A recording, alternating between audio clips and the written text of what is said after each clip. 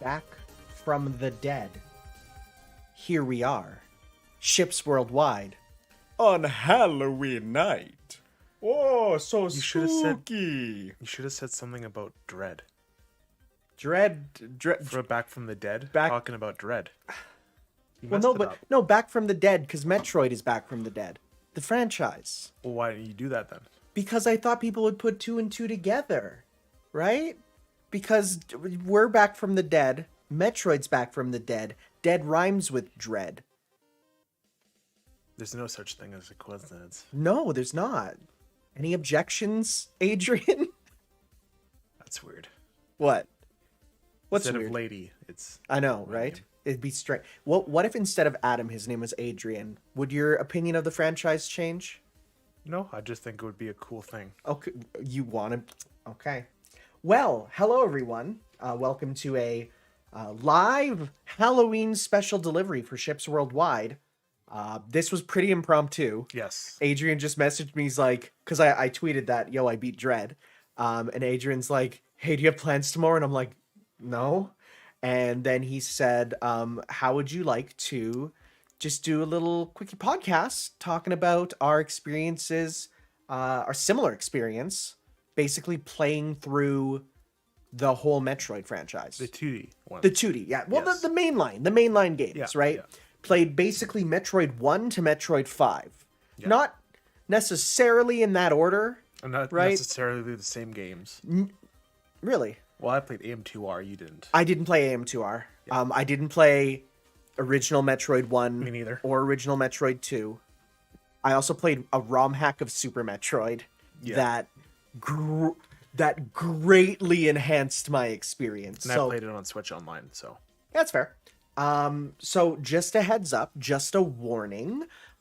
We are going to be talking about Dread spoilers for the end of the game. Spoilers for every game. Yeah, all the games. But specifically, like, I feel like spoilers for any of the other Metroid games are like whatever, they're free reign now. But specifically, we will be talking about Dread spoilers, but that'll be at the end. Yeah. We're going to go through the games chronologically. So if you haven't beat Dread yet, and you're just like, man, you know, I haven't done it yet, it's fine. You're good. I'm just going to turn... How's the background music? Because we're live. This is actually a live one, which we haven't had a live one for a while there. Is it good? Does it need to go up or down?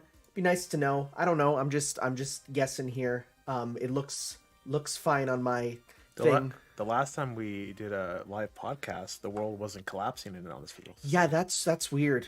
It's been a hot minute. So, yeah. I guess we should open up with Nino's question. Yeah. Where does Metroid keep all its missiles? I assume missiles is like an act. I assume they are a form of energy that it creates the missile. I can't really hear any background music. Turn it up just a little bit there. We're playing some OC remix from Metroid because that's some really good stuff there. If you can't really hear it, then honestly, it's probably fine. Also, yeah, it's no big worry. Let me just do that.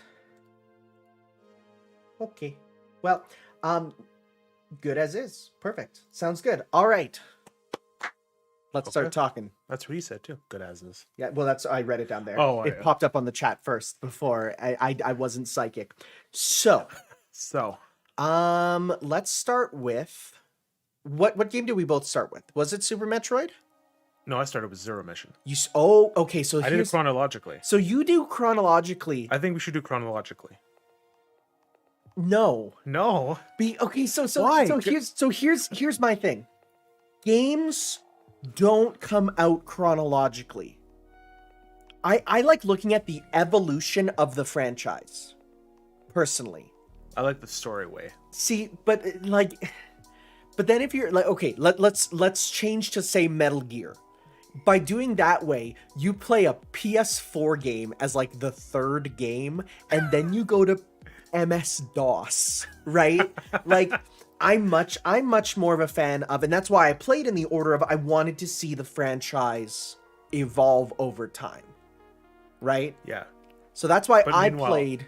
I wanted to play through the story and see like how Samus like changes and Well, she doesn't really change. No, she doesn't. In terms of her character. Well, there's a bit. I'd say there's a bit.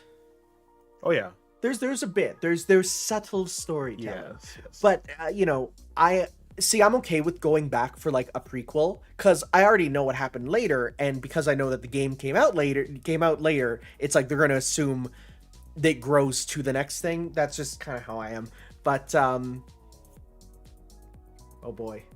Story-wise, Zero Mission is a remake, so I think it's a bit different from like MGS or KH. Yeah, you're right. You know, okay, you know what? We can start with Zero Mission because it is a remake of the first game. That I'll take because it is there. So sure, let's start with Zero Mission then. I won. What's that? I won. You did win. You're right. Nino convinced us. All right. So. How did you play Zero Mission? So I played Zero Mission on a GBA emulator, and I played it with a hack called called Metroid Complete Mission, which made me and it said it would restore lost content, and I'm like, oh, that's cool, because I knew that there was a scrapped boss, and I was like, oh, cool, I want to beat up Crocomire because he was removed from the game, and this ROM hack was meant to put him back in, and it does. And that's it. That's it. And it even puts him in like, I could see the band-aids holding him in. Like, it wasn't the best for that. So for all intents and purposes, I played the original Zero Mission with one small tiny addendum area that was poorly programmed. It was bad. It wasn't the best. And I played on the Wii U Virtual Console. So. All right. I wonder if there's any differences with that one, because I know the Wii U GBA ROMs have some differences. Like, stuff will be, for example, like Mario 3 has the e-reader levels pre-unlocked. Oh. The Battle Network games have no multiplayer, but you can get all the multiplayer exclusive stuff by pressing a button, right? So I don't know if there's any actual things for that, but... I'm not... What was I going to say? I'm not sure. Yeah, I forgot. Never mind. Okay. So how do you want to approach each of these games? Gameplay first, story first? Okay, well, what? Not much story, really. Well, yeah, you're right. Right, like it's the first story is Samus goes back to her. No, she doesn't go back anywhere. Well, I guess she does go back to her home planet. It's her home planet. Yeah. She grew up there. Forgot about that. Right? Did you read the Metroid manga? No. Oh, I really recommend it actually. Yeah. It's like super canon now. In fact, mild dread. Spoilers. In a cutscene, you see characters from the manga in the background. Yeah, wow. They're like super canon now. Huh. Well, maybe just overall experience then. Yeah. It was really good. I really like Zero Mission. Yeah. Zero Mission. It was a bit handholdy with the whole like. With the Chozo statues. Yeah. I could see that. This is where you have to go next, and I'm like, okay. But compared. Well, actually, first time I did that, I'm like, what is this telling me? Oh, you had no idea? No, like, I didn't know it was like telling me where to go. It was just like, okay. I thought I unlocked like a new area and like not telling me like go here next, you know. I mean, the nice thing is you can avoid them. Yeah. Like aside from a couple that unlock places, after a while, like after the first couple, you don't need to get them pretty much. I did like them being recharge stations. Oh yeah. That was nice. Especially because, you know, I didn't play the original Metroid 1, and I asked in the comments, I'm like, what are some of the things? And they're like, one, there's no map. There's no map in Metroid 1. No. There's no saving in Metroid 1. There's no recharging in Metroid 1. But I hear if you get past like those like overall hurdles and like get used to it, it's like it's still a great experience because it's so like atmospheric. And a few things about Metroid 1, yeah. There's other stuff like there's hallways that go on forever, and you have to solve the puzzle to get out of them. Really? Yeah, like scrolling forever. Like imagine you're in a hallway and it just keeps scrolling. Oh. Right? And you have to find the way out. Lost Woods style, right? Yeah, I never. Where it's like, yeah, right? So I'm like, So from what I hear, yeah, Zero Mission is just it's the better way to go. And it's one of those remakes though where even though it's a remake of Metroid 1, there's like the level layout's all different. It's all different level layouts. Yeah. They use bits and pieces as references, but it's all new. And I think that's pretty cool. I think it's a good way to do a remake. I like remakes that are like that, where it doesn't 100% invalidate the original, where it's like there's some people that prefer the original and they can still play that. Mother Brain was still like really difficult. Oh, that was the Mother Brain, in that is the toughest Mother Brain fight. Oh yeah, by far. I think it's the toughest final boss in Like even with I Dread, could see that. I could, yeah. Dread was pretty tough. So the only difference though is, and we'll talk about this later, but once you get on to the 3D games, they have checkpoints, and that changes things greatly. When you die to a boss, you're back. Games. Yeah, well, the 3D, 2D games, right? Like so there's different levels of difficulty, because in these original sprite-based ones, when you die, it's go back to your last save. Yeah. Or go back to your save state. You know. Oh yeah, I want to just say that the save states in like the Wii U, even on when I played Super Metroid, they were so helpful. Oh god, it's so because when nice. I'm trying to like do a Shine Spark puzzle, like I think it was in the Zero mission. There was one. Did you do the Shine Spark puzzles in Zero mission? No. There was one where you needed to like frame perfect like space jump. I think I've seen that. Yeah. And that took me like 2 hours to do, but like I just kept resetting. It makes it so much easier. Instead of going all the way back, then running, and then... Yeah. And that's where there's some people that are like, oh, if you use save states, you're like ruining the experience. It's like, no, I'm saving myself time. It's like we're adults. We got like come on. lives, right? Like, we have stuff going on. Let me just warp back to where I was, right?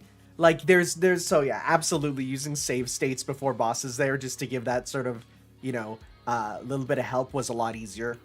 Never mid boss fight. That is like, don't do that. No. But especially with Zero mission, like the bosses, save for Mother Brain, were like incredibly easy. Kraid was a pushover. Oh, Kraid is almost always a pushover. Almost. We'll get to that. So then, actually, I'd say Ridley was easy in that one too. Yeah. Ridley is usually very difficult. You just hammer him with missiles. You just use the missiles, and like that's it. It's like, bye, attacks Ridley. Aren't that like complex either. He just hits you with the tail. If you don't devote your days of time to a game and it says save state, you clearly don't care about the authentic experience. I don't care. Robo Ridley was ridiculously easy. So what was I watching? I watched a video about it was King K, if you know him. No. Like Rule? It's just King K. Rule. No. Sorry. He just talked about like the legacy and like going through each game, and he said what is his official name in that game? He Cyborg was Ridley or something? Robo Ridley. Because he didn't have a name until he got a spirit in Smash Ultimate, and now he's Robo Ridley. Okay, yeah. He called him like pretty difficult. I'm like, I don't really remember him being that tough. Oh, but you know why? Probably, if you 100% the game, his health triples. Oh, probably then. Yeah. So I didn't 100% the game. So for me, he took like 10 super missiles, and that's it. And it's like bye, right? But I can see him being a bit more difficult if you are if you 100% the game. I did so yeah. For context, I only 100%ed Dread. I did 100%. 100% each game. Wow, you devoted way more time. Man, like I love this series. Oh, it's good. It's amazing. Good. But going back to that, the whole like post game like ship section where you pretty much play a Metal Gear game. So it was so fun. Okay, so I remember you messaged me and you're like, bro, there's a Metal Gear section where you're out in suit, and I'm like, yeah. Why is it called Zero Mission? Because you're in the Zero suit, and you're like, I didn't know. And for me, because I grew up with Nintendo Power and reading a lot about Zero Mission when it came out, and it's like the first thing that we knew is, okay, there's a section where you get to run around as Zero Suit Samus and shoot the taser, and it's all stealth based. I knew about that. I didn't. And I was just preparing for it, but seeing you blindly go like, "Yo, what's going on?" I'm like, "That's it's so good." It was just so cool because you had to hide from the space pirates, and like they kill you like right away. Oh, so fast! Yeah, so fast. It is. The whole thing with like that, the boss before Robo Ridley, where you have to fight like the Chozo. Oh, the Chozo statue where you have to like it's like a test pretty much. Yeah. It's a weird one, but I appreciate that it's like. You have to. It feels like she's fighting herself, kind of like it's getting over stuff. So I like that. Yeah, it's cool, and it's that's like one of the first times if you're looking through the game, like actually, in release order. That's like honestly one of the first times any Chozo stuff has been shown off, because the Chozo really only appear there. Before that, other than the statues, you don't see and some bird-like architecture in Super. You almost never see any Chozo stuff, and this was the game that's like, all right, let's actually look at the Chozo, right?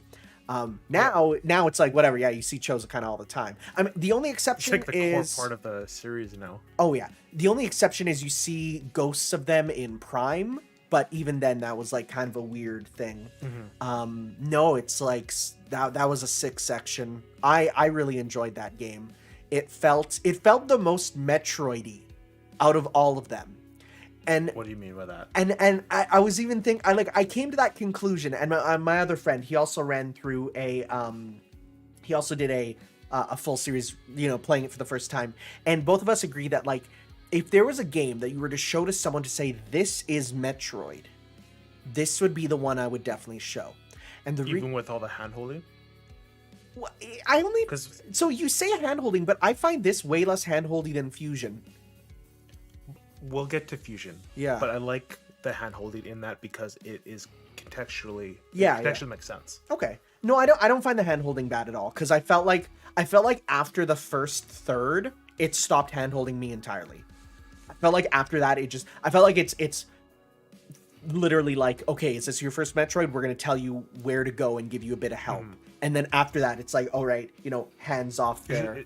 But it's also kind of like Nintendo saw all the complaints about how hands off the original one is, and then just went kind of too far with like... I personally don't think it went too far. I think it's just the right amount to get you started. And then after that, it's okay, now go. Fair enough. Okay. Anything else on Zero Mission? Let me think about it. Well, when you beat the game, you unlock the original one. Yeah, it's which cool. I played like That's a sick thing. 5 minutes of, And then went, I'm nope. good. Yeah, I'm good. Let me just think here. I'm just trying to think. Did you see all the ending stuff for? No. Okay, so there's some. I didn't do like true 100% stuff. Yeah, no. There's some really interesting pictures in the galleries of both Fusion and Zero Mission, because some of them are only in certain regions. So like Japan has different ones than America there. So I'm just gonna pull up the endings here because there's some neat stuff so this one is Also, the sprite work in this game is phenomenal. Oh, it's really good there, yeah. So yeah, in the gallery, so in Zero Mission, you get, Samus in her orange casual clothes. No, this one's just normal. You basically get Samus. I love the art of Samus at the bar. Yeah. Just her having a drink. Like, that's great. You get all the different... Looks like is that a Chozo? I don't think it is. Because, I remember... It's not possible Well, at the time. Well, at the time, because we actually thought that the Chozo were gone, right? And then when we got to the lead up to Dread, Nintendo just tweeted, "Oh yeah, there's still Chozo out there," and all the Metroid fans on my timeline were like, "There's what?" Right? I was even like that. I was like, Yeah, it's like, wait, sorry, what? There's still Chozo alive and out there? So we're just gonna say hi everyone in the chat. We'll get to question time later for sure, but just know that we are looking at what you say. So hi there.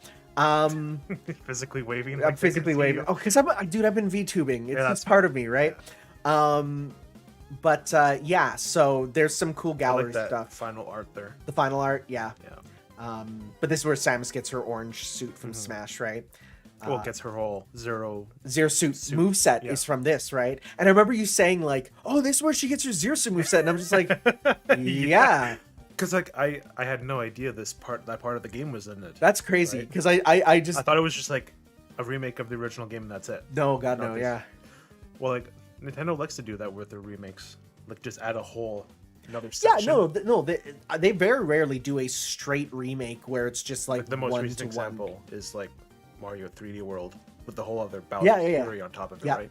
Yeah, they absolutely like to add in something. Or Twilight Princess HD with its whole extra dungeon, right? Like they always like to go, okay, well, it's a remake, but there's a little bit more, right? So, no, I really like Zero Mission. It's probably... We should rank all the games. Yeah, we'll rank them at the end. We'll rank them at the end there. But I really enjoyed it. Cool. Okay, right. Next one. Are we doing... Okay. See, There's now, like so 3 now games. here's the problem. No, I played Samus Returns as well, but not as recently as you. Okay. So Right. Oh, right. Because you played it like I played right. you when played it it came out. right when it came out, Yeah. which like that's a bit different there. I So do we say wanna- let's go to Super. Oh, okay. You're doing this. I think so. Oh. Because I feel like we're skipping. We're like going everywhere. Okay, fine. Then we'll go sequentially. Let's go with Samus Returns. Or AM2R. Which one? I didn't play AM2R. Sorry, sure. I don't support criminals. Yeah, you play ROM hacks of like most of these games. ROM hacks are it's honestly it's just the only reason I didn't play it was just because like I knew that nothing from AM2R would be in Dread, so I'm like I'm not gonna worry about that too much personally. Well, it's not like we're actually playing these games and you're shifting focus about these when we're talking about them. Yeah, no. Like I mean, we can talk about AM2R. You can absolutely. So Yeah. okay, let's talk about. Just do go with the chronologically. Okay, so let's start first off with: have you played the original Metroid 2? Metroid 2? No. I got But it as a free Nintendo game from Club Nintendo. I played it for about 8 minutes and went, "Yep, this exists," and didn't touch it after that. I hear it's still like a good experience if you get past all the hurdles. Yep, Like I guess the original way the game was supposed to be experienced. yep. In terms of AM2R, like it's probably like the best controlling Metroid game. Down from Dread, I think. Just the way you move around and like I played it in widescreen too, so it's like that was just like Metroid in transcendent widescreen is so good. experience. Oh, so good. Like all the lore stuff was really cool, even though it's like non-canon. Yeah, like I'm not really as much of a describer as you are, but like all the bosses were cool. Like the sprite work was amazing. The music was awesome. Like Yeah, it's. I read an interview, and basically, like when the actual Metroid 2 remake, Samus Returns, came out, he basically said it's not what he would have. It's not what he wanted from a Metroid 2 remake, and he appreciates that because of the fact that you now have essentially 3 versions of a game that are very different. yeah, And it's sort of like pick what you like. And he says, I think there's cool stuff there in Samus Returns that I wouldn't have done, and that's cool. And I think that's a good way to look at it. Yeah. It's not, oh, you can't play AM2R because Samus Returns exists, or, oh no, you shouldn't support Samus Returns because Nintendo shut down AM2R. It's like, one, don't talk about your fan game before it's out. Like, that's the #1 rule. Come on. But 2, it's like, it's fine. but canon-wise, Samus Returns is the Yeah. Oh, canon one. well, especially when you get those secret files at the end of Samus Returns, which I pull only them up ended to up. it later. I only ended up getting. I think one of them just because I only 100%ed like the final area. But there's one that's like, what's going on here? So that's the there thing. was After I beat the game, let's have you finish up AM2R because I don't have anything to say about it. Well, there's the whole thing like with Metroid 2 about like the ending of it. Like after you beat Queen Metroid, you get the baby. Yeah. And then there's like these very like 2 different experiences where it's like you're leaving the planet and it's all quiet and you're just kind of like reflecting on like, oh, you just like wiped out an entire race. And like, how does that affect the player? How does that affect Samus? And you think about that, but then in Samus Returns, it's like they kind of ruin it a bit, and that's the big issue I have with the game. Oh, personally. Oh no, I think that's the best part of the game myself. Yeah, I don't agree. Okay. Yeah, but the whole like quiet ambiance and just like reflecting on like what you did is kind of like probably the best part of the game for me. Okay. The game 2R specifically. Just in terms of story context and everything. There's a whole thing in AM. I don't know if it's because I haven't played Samus Returns in a bit, but like when you kill a certain amount of Metroids, the planet starts shaking. Yeah. And they contextualize that in AM2R as like the Queen Metroid as like being like really like just sensing like her species is getting wiped out, and then she just kind of like roars and shifts stuff over. Yeah, it's a little bit different in Samus Returns there, where you have to lower the water manually by putting the DNA in the things, but you do have stuff with like the roars. You start to, as you get deeper down, you hear the roars of the Queen Metroid. When the Metroids are hatched, every time you kill a newborn one, she gets angrier, like, and it shakes. Like, yeah, that's there, and that's super cool. And then they're like aimed to our specific zones, like the robot factory, and like there's just like then there's these giant Chozo statues that like put the more Chozo stuff into the game. I don't like. Would there be There wouldn't be many Chozo there. It's not a Chozo homeworld. It's like a Chozo breeding area, but that's okay. Yeah. Well, that's where they like. That's where they bred them. Yeah. Yeah. So, and that wasn't really in the original one. No. So. Well, there was very little in the original, honestly. Yeah. The originals are blank backgrounds, right? Like you can barely tell where you're at. I feel like the idea of wiping out a race doesn't really work because Metroids are artificial in the first place. Well, they're still living beings, right? They're still a race of things. There's discussion to be had about this as we move on, I will say. Okay. Right? There's stuff we'll be talking about. I feel like our Dread section of this is going to be like 2 hours long. Dread's going to be the big one. Yeah. So yeah, I'll talk about now Samus Returns. So I played that. I played it on Citra, which is a 3DS emulator. And oh my god, I would recommend you play it like that because... You talking about me about... What? Like playing Aim 2R, and meanwhile you play a recent 3DS game on an emulation. Yeah, it's fine. I don't care. But the reason why is because Nintendo never made a way to record 3DS games. So they don't get my money. I would literally buy Do you have the game though? No. Oh damn. They don't have a way. They don't have a way. They don't have a way for me to record it. I don't care. And but the nice thing is I cranked that bad boy up to like HD and that game on a good screen looks so good. Oh my god, is the 3DS the worst? I was the whole thing about the Nintendo 4KS was a jape. I was actually emulating it through Citra. And actually it does have amiibo support, but you have to like download the amiibo file. I didn't know how to do that, so I didn't use the amiibo there. Do you know the Dread amiibo work on Samus Returns? No, cool. Yeah. I assume they just are programmed in as a Metroid franchise thing, because yeah, probably like it works that way. Yeah, I didn't use the amiibo for that there, but it's fine because I just missed out on some unlockables there. So Samus Returns is kind of like a controversial game. It is. It's my least favorite of the 5, by far. Yeah. But however, even though it's my least favorite, it absolutely is an amazing stepping stone to something better. It feels like a test, especially because it's Mercury Steam, which like their track record wasn't good. Like they did the Lords of Shadow games, and like the 3DS one. I just found that out too. Was like the 3DS Lords of Shadow, which was a 2.5D Castlevania, Metroidvania type game. People were like, they were iffy on, but that one was the only good one. Was the 2.5D Metroidvania. They actually kind of appreciated that one, but it still wasn't the best. And I remember people were like, "Oh frick, it's by the Lords of Fate guys. This is gonna suck." And they made their best game, which was at the time Samus Returns. And when I played it, I definitely had that feeling of, boy, this would be so much better on a non-3DS console.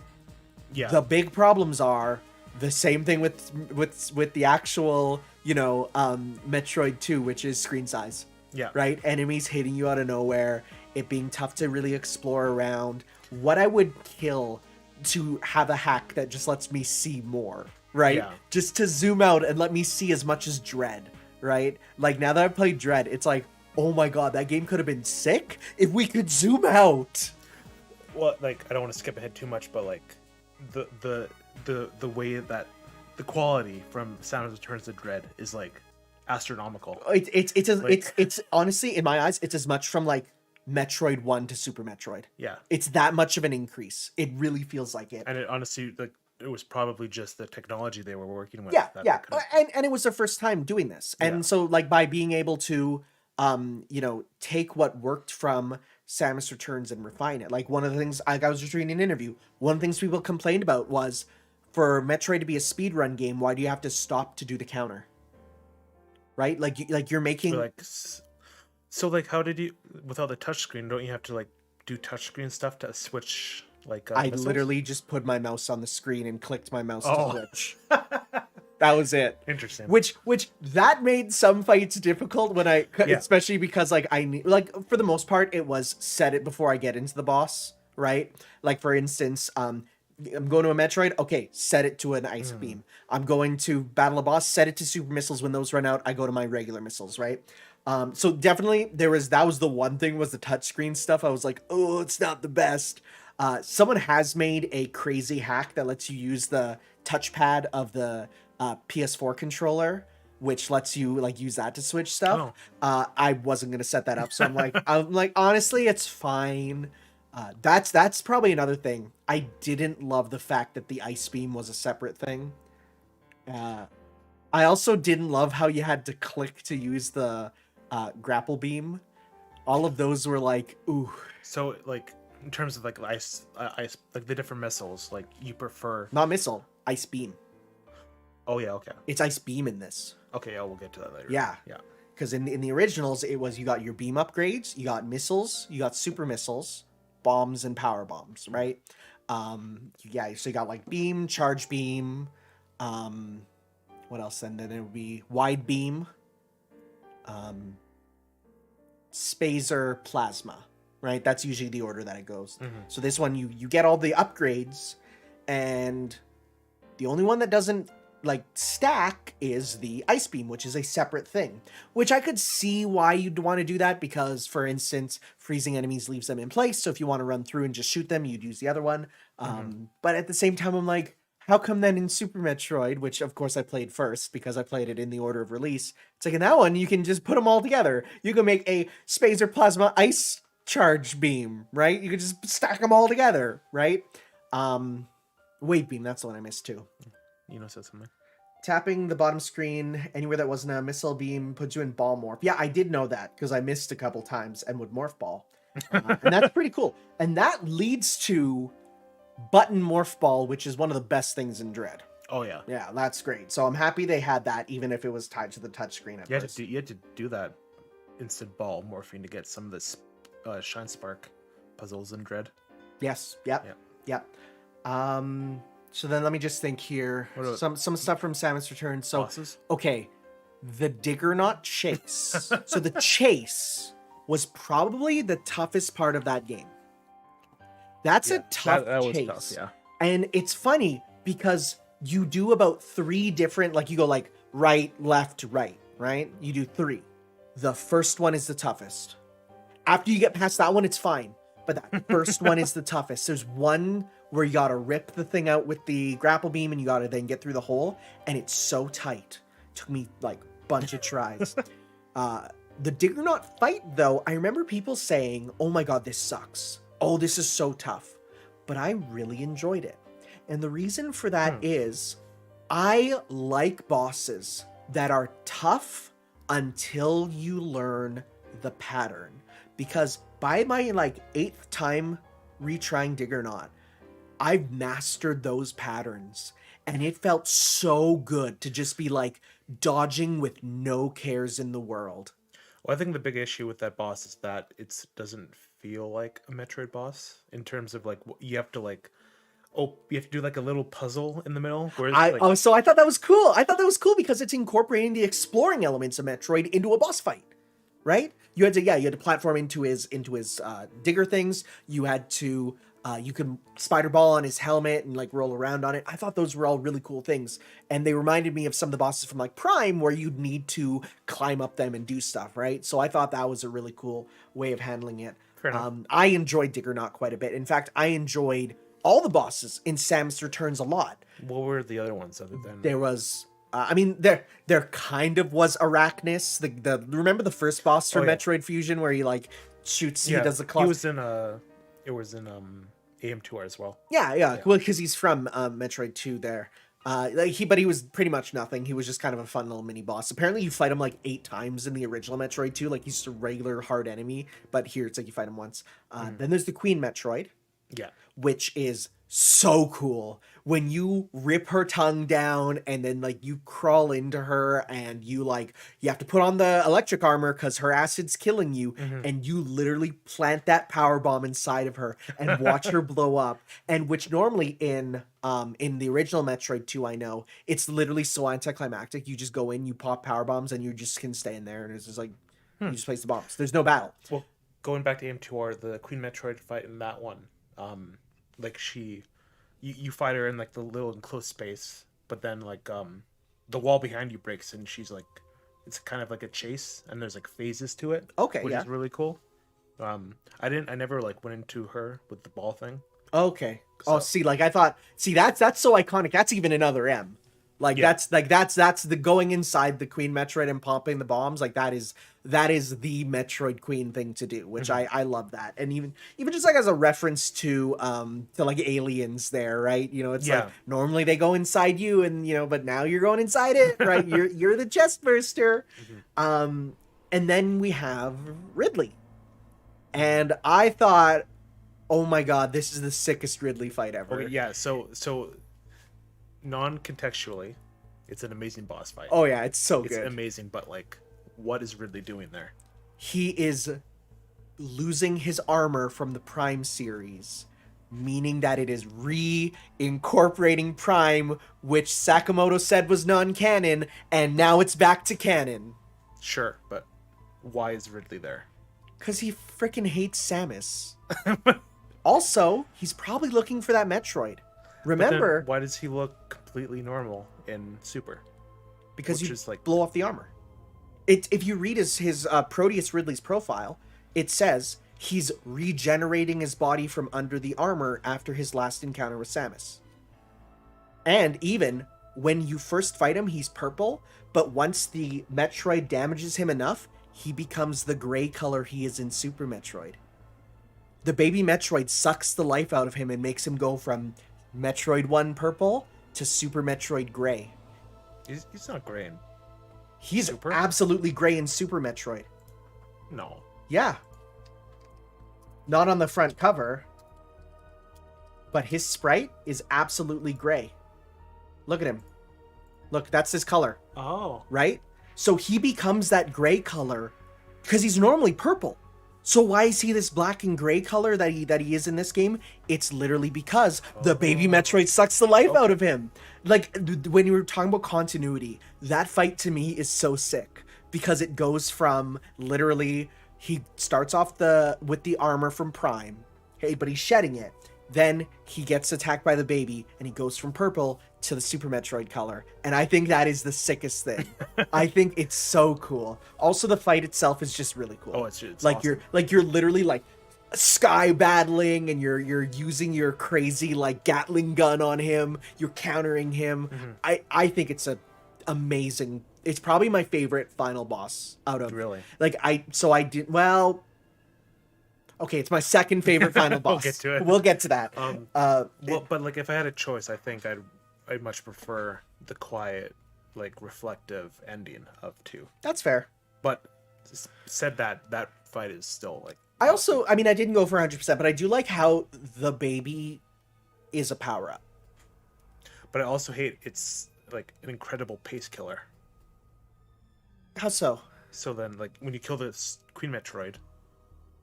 You just have to do like a loop around the map again and get everything you want. Well, I feel like that's par for the course for Metroid. No.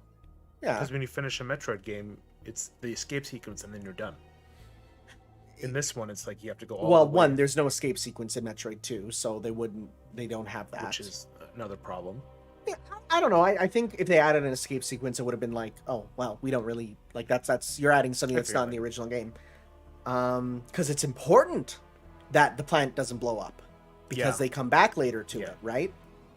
I don't know. I think it's a cool thing because it gives Samus, like the fact that you get the baby and then have to go around with it, it gives the baby time to warm up to Samus, which is important, right? That's an important thing because if you just get it to be like literally, okay, we got the baby Metroid, and then it's like, all right, the baby Metroid's gone. Like, so me and Nina were talking about this. What's the time between Metroid 2 and Super when she gives the baby over to the Federation. Right, it's like it's tough to tell. Yeah. Right, like we don't know that, but I do like how it gives time for the baby and Samus to bond, right? That's a good to point. work together. I think that makes it, have a little bit of mandatory if you're going for 100% like bonding, which I think is good because we're meant to care about this. So Yeah. Samus Returns does some really cool stuff. I don't even know what just happened there. That scared me. Wouldn't be a Halloween, stream without some random jump scares because something slid off my table. I don't even know what happened there. What do you think about like the Metroid fights? I found they were creative enough with them to not get annoying. I think. How did you feel like about them being kind of like their own bosses instead of like? That's just smart. It makes them matter, right? It makes them more than just here's you killed one of the important enemies. It's like, okay, no, you got to do stuff to this guy, right? Like you got to deal with it. And the fact that they had different designs, the fact that they had different strategies. The only ones that sucked was everything about Area 3 and Super Metroid or Samus Returns is terrible. Because that area sucks to explore. It's like 2 big vertical shafts that like you can't even get between easily. But also that's the area where Metroids will leave mid-battle and like run from you. See that I was going to bring that up. That I don't sucks. Like that. I hate that. That's pretty much only in Area 3. Really? Yeah, it's actually only in one area. Area 3 sucks. I don't know what happened. In a game with 8 areas, you're going to make Area 3 the bad one? That's what people are going to put down the game. That area is so bad. I don't know what happened. But once you get past that, still an enjoyable game, but definitely has problems. And one of my biggest gripes with it is regular enemies are annoying. Oh yeah, that's definitely an issue I had too. And it's just like when I play any other Metro game, I see an enemy, I'm like, okay, I'm gonna either kill it or run from it. Simple as that. But these guys are right in your path, and especially those freaking bats. That it's like, do they see you? You hear dink, and then they're going after you. So you're gonna get hit. Oh, and then they get electrified, and it's like now you can't even counter me. I hate. So I want to talk about this more during the Dread thing, but the counter mechanic, the melee, I felt was really like kind of forced down your throat in Samus Returns. Whereas in Dread, it's kind of like here's an alternate option to take care of these enemies. Yeah, no, and it's interesting because I remember there was people saying that in Samus Returns they're like, oh, you have to mandatory use this thing. It's actually not mandatory. The counter you don't have to use. There's only a couple instances where you have to use it, but it's very rare. It's the best way to take care of them. And actually, it's funny though because in Dread it is mandatory, but it's handled better. Yeah. So it's much better to have it handled there. It does feel like a beta for a lot of the stuff that is refined later, which really makes me excited where they go from here. Yes, I did do that. You can freeze enemies with the ice beam and then use the parry to shatter them. I forgot you could do that. You do that in Dread too. Oh yeah, I do that all the time. It's great. It's awesome. I love doing that actually. One other thing I wanted to talk about with Aim2R compared to Returns is like I like the way like the further down you get into the planet, the less wildlife there is, and like you're only getting to the part of the planet only Metroids can survive in. Oh yeah, it's like dark, dank, and everything. And leading up to the Queen Metroid, there's this just giant room with like a Chozo waterfall in the back, and you just space jump up with like complete quiet and like it's just I think Aim2R's ending for Metroid 2 is the best one. All right, like all of them. So yeah. No, there's a couple areas that do something similar like that in Samus Returns where. Like there's like one room near the end where it's just this massive room with like this massive maze and you just kind of break blocks to like open up shortcuts. And I love that room. Like this room is awesome. You just have like it's a huge thing to explore. There's like 7 power-ups hidden in this massive room. I'm like this is awesome. I love this, right? That's interesting. We have such different opinions about the ending of it is just, I because I can see why you would prefer the feeling sad for the Metroids. I understand that. Like I get that viewpoint, but I just think the stuff that this does with welding all these parts of canon together, to me, it's like having a Lego brick that is a Lego brick that holds together like 4 pieces, and you put it in and they all connect perfectly, and you're like, oh baby, oh, it fits so good. Yeah. And that's why I like it there. So with the ending pictures, let's talk about that. Yeah. I'll pull it up. Metroid Samus Returns ending pictures. Well, for one, it's kind of weird that you can actually unlock green hair Samus. Oh, we didn't talk about the add-on abilities. We'll talk about that in a sec. Oh yeah. I found it weird that you could actually unlock green hair Samus as a thing. It's very strange that they incorporated that. But Also, I love that I think it's the gravity suit in this game. oh, dude, the looks so good. well, because it's interesting because like the gravity suit. What's this one then? Oh, that's fusion gravity. Oh, okay. Remember when you play fusion mode? Yeah. Because it's interesting Stevem. because you know in that game there was no gravity suit because one, you can't really do recolors on the Game Boy, right? So then not only did they make it purple, which was a complaint people had about Other M, that game's gravity suit was a purple aura on Varia Suit Samus. It wasn't a purple suit. So not only is it a purple suit... Oh, yeah, Other M? Oh, yeah, that was terrible. Oh, yeah, it's bad. Not only is it a proper purple suit, it is a purple suit with 6 spiky shoulders now, which is It so almost cool. looks Metroid-esque. It almost does. Yeah. Really makes you think. Huh. But no, there is... there's the ending pictures. You get the Chozo files or whatever they called. The Chozo memories. Yeah, so that's when they're first coming down to make the Metroid. Yeah, so you see the 3 Chozos coming down to the planet being like, no, we can create the Metroids. But they... Right, because they needed something to destroy the X, right? Because they're dealing with the X. So then they made something to kill the X, which they then turn into the Metroids. They scan for the X's there. And like this artwork, it's black and white. Isn't it black and white in... Is it black and white in... No. No, I'm thinking of something else. Yeah, so then they're dealing with the X there. And then the creation of the Metroid. Then they create the Metroid using their technology, which is, you know, it's interesting they're organic, you know? But I guess it makes sense because, you know what else is organic and a creation of the Chozo is Mother Brain. Right? All the command units, which are the brain units there, which also appear in Prime 3 and Dread later, they're all like organic looking, but they're artificial creations, which makes sense why the Metroids kind of look the way they do. So yeah, then the Metroids eat the X-Parasites, the Chozo live with harmony, and, you know, people might have had the question of like, okay, but, you know, why the Metroids seem to attack, you know, other things that aren't the X. Why is that? And now we get the answer in Dread, which is really cool. But then they started to mutate, and that's not good. Nope. I will say, I don't think any form of the Metroid is as good as the original. I think the original jellyfish form is the best. Iconic. It's so iconic, right? The other ones are, they're fine. I think my favorites are the second last one, the Omega Metroid. I think that one's cool. No, I think I like Zeta the most. Zeta? Which is that one? The final one. Wait. Zeta's not the last one. No, Omega is. No, because I'm thinking Queen. Well, if we're not counting Queen, then the last one is Omega. Yeah, because it's alphabetical. Okay, yeah, then that's what I mean. Yeah, and yeah, like that one, which is then Fusion's final boss too.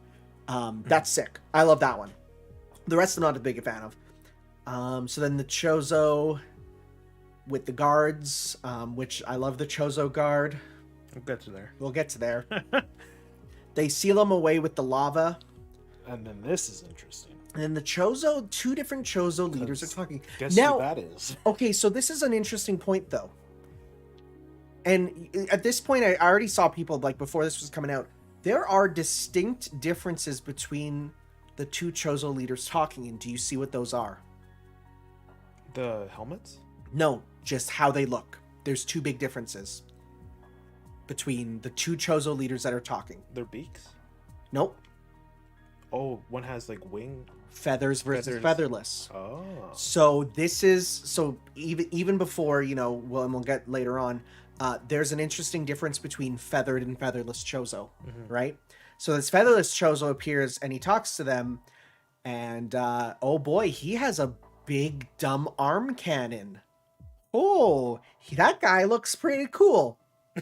Wonder who that is. And he also killed the Chozo, and that's not good. So yeah, these ending pictures are really interesting, and Keep that tab open. Oh yeah, for sure. Yeah. We'll definitely be talking about that. But yeah, let's talk about those Aeon abilities. Yeah. So okay, so I think we also have a big difference in opinion with the scanner. You mean the best thing to ever be in a Metroid game? The absolute best thing. So you prefer being told where things are instead of you? I prefer not going freaking insane looking for something that I can't find. But okay, so we'll talk about that later again, but yeah, I can't even talk about it now until we get to Dread. Okay. So I love it. It's the only thing though, the fact it is a resource that you run out of and then can't scan for anymore. Because that's the thing. In Samus Returns, it's on a meter that doesn't recharge automatically. Oh. Yeah. That's a difference. Okay. Samus Returns, it's and here's the thing. You don't want to use it too much because it's the same thing tied to your super armor and your super laser blaster. So you actually have to be careful about choosing when to use it, because it's with a resource that takes a while you have to farm enemies to recharge it. So that's actually something that I think balance-wise, I forgot about that. Balance-wise, that's better in, I think, Samus Returns because it is finite. Because mild spoilers, when it comes back later, it's free. It's super free. And that I mean, the fact you get it later is okay, that's fine. But you get it really late. And by that point, it's okay, by this point, you pretty much, you're only looking for the final stuff with it. Yeah. But no, I was I think it's handled better in Samus Returns for getting it early because the fact it is a resource that takes up a chunk of meter. But yeah, it's I kind of wish it was earlier in Dread, but I wish it was still a finite resource. I wish it was something that would use up your meter and then you have no meter for 2 minutes or something, right? I wanted it to be something a bit more balanced that way personally. Because I think I also think it's important because you have people like David Jaffe. We'll get there. We'll get there. What other Aeon abilities were there? There is the lightning armor, which is just survive from stuff. Oh yeah. I'm trying to think. There was another one. Because there's the final one, which we'll talk about in a sec, which is the sickest one. It was... Okay, there was... Can you tell me what they are? Bro, okay. There were 4. There was 4, because it used the thing. Okay. Oh, you get the Witch Time, right. I forgot about Witch Time. Oh, yeah. Yeah, Witch Time is sick. But no, the best one is the Beam Burst. Beam Burst is so cool.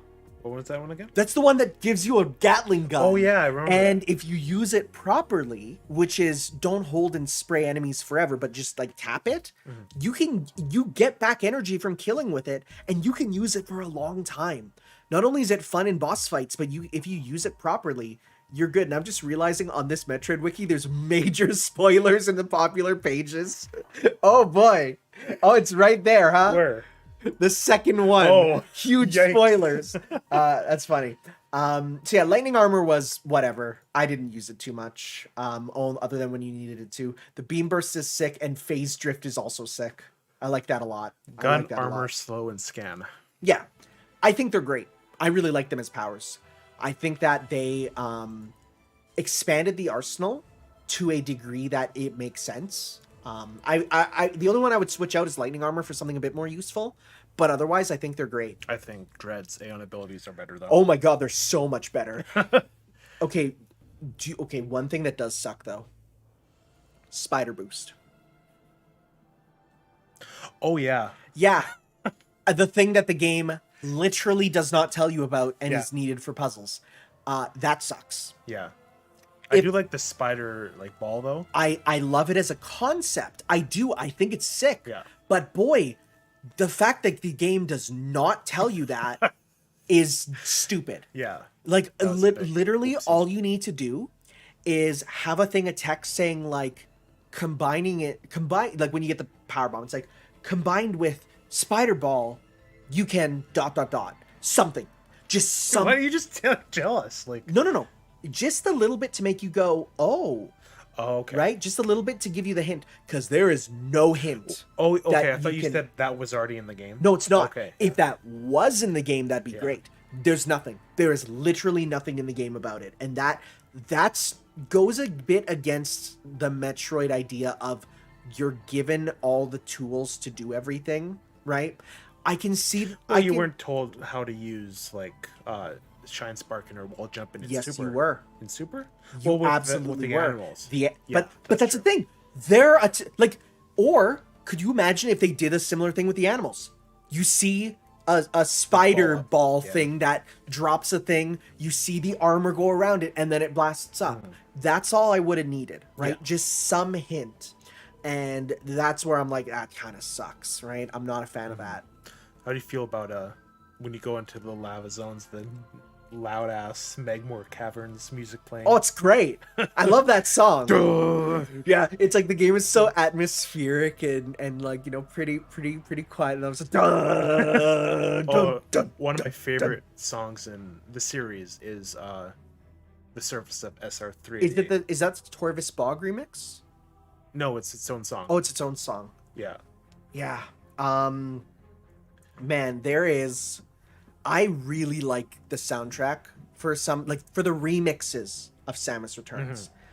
Because specifically, while both Megmore Caverns and Torvis Bog are remixes of Super Metroid music already, this is remixes of those remixes. Yeah. Which is cool. And I think it's a nice way to bring back Prime, because for a while, remember, Sakamoto was like, yeah, Prime didn't happen, it's Other M, and now it's like, no. They all happen. Of this happens. They all between happen. these two Come games. on, right? So- and then Ridley's boss theme at the end is probably one of the best versions of it. Oh, it's great. Yeah. Yeah. No, it's great. So definitely, yeah, it's something that is quite a lot of fun, is just seeing those references to older stuff that we thought was kind of thrown away, but it's not. Yeah. Anything else for Samus Returns? Oh, I'll say is again, the fact it is on the fact that I didn't play it on 3DS is so nice. The fact that I had a regular control stick, so much better. Yeah, that So would've much been better. much better. Like, again, talk about just things ruined by their, the format that they're on. I don't hate the 3DS. I really No, I love don't. 3DS. But boy, do I wish they made something that let me play those games on a TV with a regular controller. I remember like the 3D in Samus Returns being really good. I Like, I I didn't liked get it. to try that, obviously, Yeah. right? Because it's just not a You don't thing have I a 3D really had. monitor. No, I don't even know if you can do 3D on the Citra emulator there, which doesn't even super matter much. No. But no, no, I'll save that. It's another Dread thing. try not to talk about Dread. Okay, Super Metroid. Super Metroid, my favorite. Really? So here's the thing, with the hack I played. Okay, well, no, that doesn't count. Then. So without the hack, second favorite. Yeah. Okay. Okay. Yeah, incredible. It is. So it's. What do we say about this game that hasn't already been said? Right? Like, There is such a melancholy and quiet to Super Metroid that is not in any other one, because it is the only Metroid game that, to me, you feel stranded and alone. Like every other one, there's a little bit of either the planet's not as in such dire straits, or you have a companion with you. But this one, when I think about Super Metroid, I think about Samus in the rain with the thunder and just quiet and alone. I think about that music that's just like just there, like the little mysterious, the music there. I think of the ruined ship. That's like, I think about that, right? I think about the fact that there's ghosts right? Before we go any more, what Sandstroid's asking, like, what was the hack all about? Oh, the hack I played is called, I need to bring it up. Super Metroid. It's called Super Metroid Redux. So Super Metroid Redux is a improvement hack. So it's not meant to really add new stuff. It's meant to mostly fix things. So for one, it gives you Game Boy Advance style controls. So no more pressing select to choose the missiles. Yeah. It's now press R. And like, oh my god, that's so much better. X-ray visor is a single button on the controller. Using power bombs is the same way. It works exactly like the Game Boy Advance games. Other things include doors and elevators all load faster, so it just for faster, right? Yeah. So when I first played this was the first time I like played through it. In my memory, I might have played it way back when. I don't remember it, but like shooting the doors with like 5 missiles. I'm like, why is this opening? Now it's 1 missile for all doors, or one item for all doors. So it's just like stuff like screw attack now destroys frozen enemies. You can do let's see what else is there. It fixes the glitch that if you get to the end of the game and did you know if you save in the last save room, the game locks you out from ever going back? Yeah. That's fixed. Yeah, I know about that. It gives you CD quality music with the MSU1 playback, which is just so nice. And widescreen. Oh, that would have been nice. Oh my god. It's going from AM2R to Super Metroid, just like going back to the square image. I love Super Metroid in widescreen. The only problem is it definitely gives a few issues of slightly spoiling some items because you'll see a single block, but it kind of works in the way of newer ones where when you blow up a block, it'll then load in the area, so it makes it a bit better. Did they fix the murder beam in the redo? What's the murder beam? So if there's like this super specific thing you do, I watched Vinny play Super Metroid and he did it. It's basically like it's just one hit thing that like can crash the game. I've never heard of this. I can kill a Mother Brain in one hit. What is the Super Metroid Murder Beam? Murder Beam is an exploit from a glitch. It is a combination of all the beams. Yeah, where you turn on all the beams and it just like obliterates the game.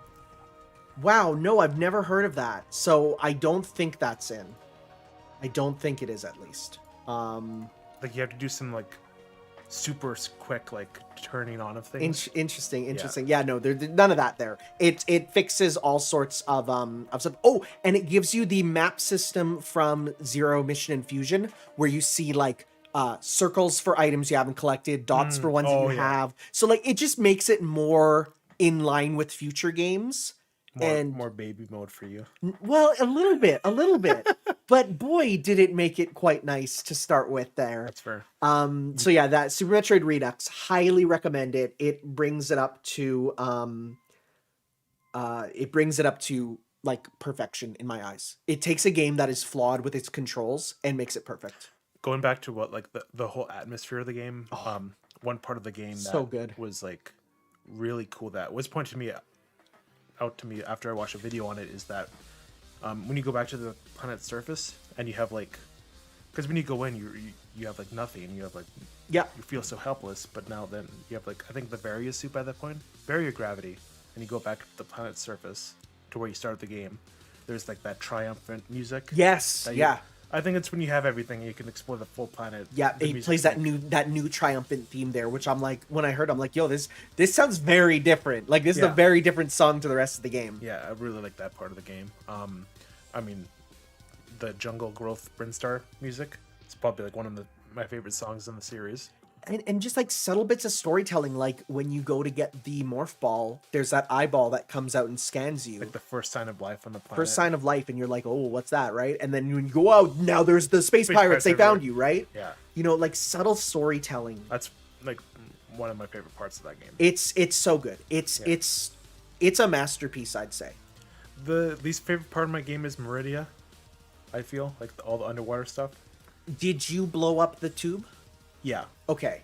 Because you have to, isn't that a... Yeah, well, I think there's a way to get in without blowing up the tube, but it's like... But then it does the thing of, if you do a thing wrong, you have to like, traverse all the way the map back, because it locks you out. But if you blow up the tube, Oh then- yeah, then- that's a frustrating part of the game. I felt. But if you blow up the tube, you're fine. Oh yeah, okay. So that's the thing, right? Yeah, getting in and out of Meridia is a problem.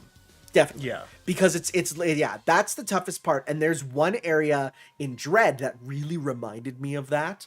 And we'll get to that. And I was just like, I was playing, I'm like, God, this is just like Meridia, where it's like, are you in this area? You can't get out unless you do all the way around. And it's like, oh, that's not fun. And like leading to the bosses, the whole like Ridley's lair, like the door. Yeah. You go into that area and like the music that plays and like you just feel like you're here to kill Ridley. Yep. Like you like no other reason. And it's like, And when you do eventually kill him, like the Metroid is gone and it's like your objective's like, oh, what the... Yeah, what do I do now, right? Yeah. But I just love even just like walking up and like finding really early in the game this golden statue with 4 glowing gems in the mouths of the bosses, and you're just like, yo, that's sick, right? Like these statues, like that's showing what you're going after, and that gives you your overall goal, which is to kill them all, right? And again, it's that silent storytelling. If you go back, you know, if you kill the first boss and go back, you see the spirit leave. Which, why is there a spirit in the statue? I don't know, but it's just symbolic, I'm sure. You know, but it's like, you see it and like, okay, that's what we need to do, is we need to kill these bosses. And those are those subtle storytelling techniques that are so cool. So like, in terms of the bosses, there's that plant one at the beginning. That's probably like the weakest boss of the game. Spore Spawn. Which I've watched a couple people, like now that I played through all the games, I like watching their own playthroughs and stuff, and people don't know you can literally just morph ball in the corner and you're safe. Yeah. And I'm seeing people like crazy dodging. I'm like, just wait and you're fine, right? Oh, that's the thing. Like every boss there's some strategy which can just ruin it. Do you know about the one with Dragon? The bug guy, the quick kill, the electricity quick kill. That's so cool. Yeah, that's the sickest. I wish thing. I knew that. I wish I knew that. I would have done that. I didn't do it. I just fought him normally. Fun. Yeah, it was fine. I didn't hate it. It was fine. Fair enough. It was a creepy one too. Yeah. Oh, for sure. Yeah. Well, the funny thing is, there's a thing with it where as soon as you enter the room, the little babies are asking about like there's like electric sides. Yeah, so there's big electrical things that are firing at you. You can destroy them, and then they're exposed electricity at that point. If you let Dragon grab you, he then lifts, or she, I guess, because it's like a mother. Yeah. But like she lifts you up, and then you can face the wall, shoot the grapple beam into that. The electricity travels from the wall through Samus into Dragon, and you see your health drain, but it dying faster. And it's just this sick instant win of, oh, I'm just gonna pump you full of electricity and you're gonna die. It's so cool. And we're dropping frames. It's great. Are they gonna come back? Frames, babies, please. What? We're dropping frames. We're in the red. That's not good. Oh.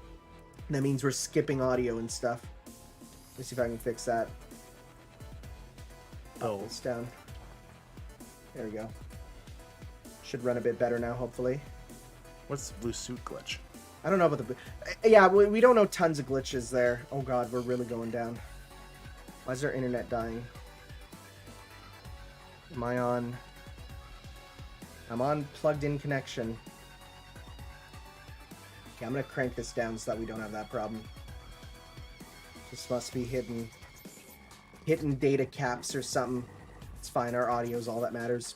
Are we still good? No, we're red. See the red? Red means like, bad. Can people still hear us? I don't know. Come on. Why are we dropping frames?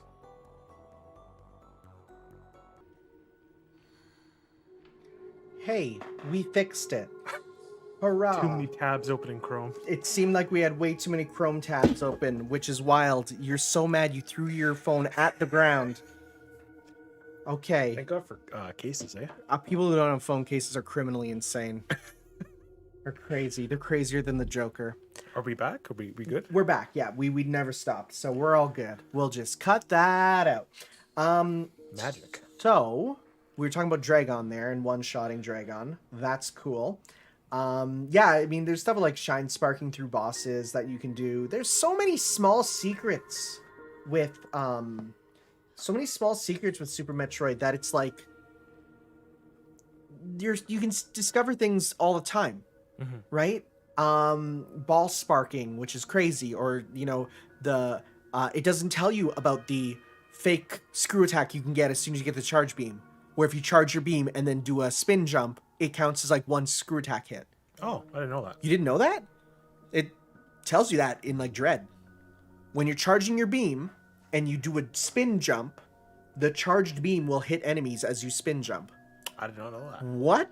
Yeah. That's one of the best things in the game. Oh.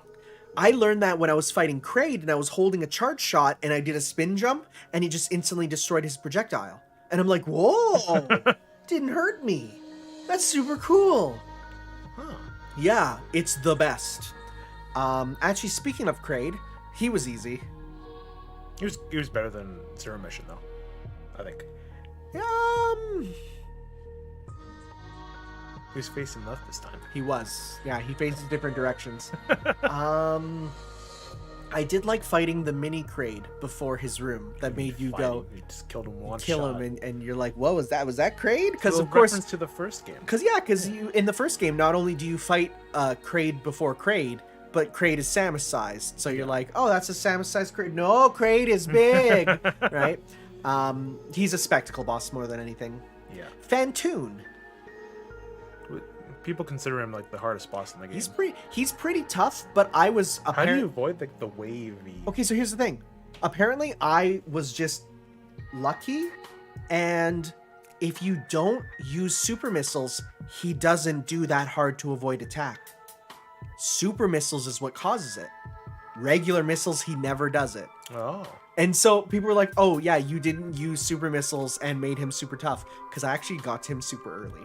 Oh, okay. Because I shine sparked to the ship way earlier than you're supposed to. Oh. And so, but that's the thing.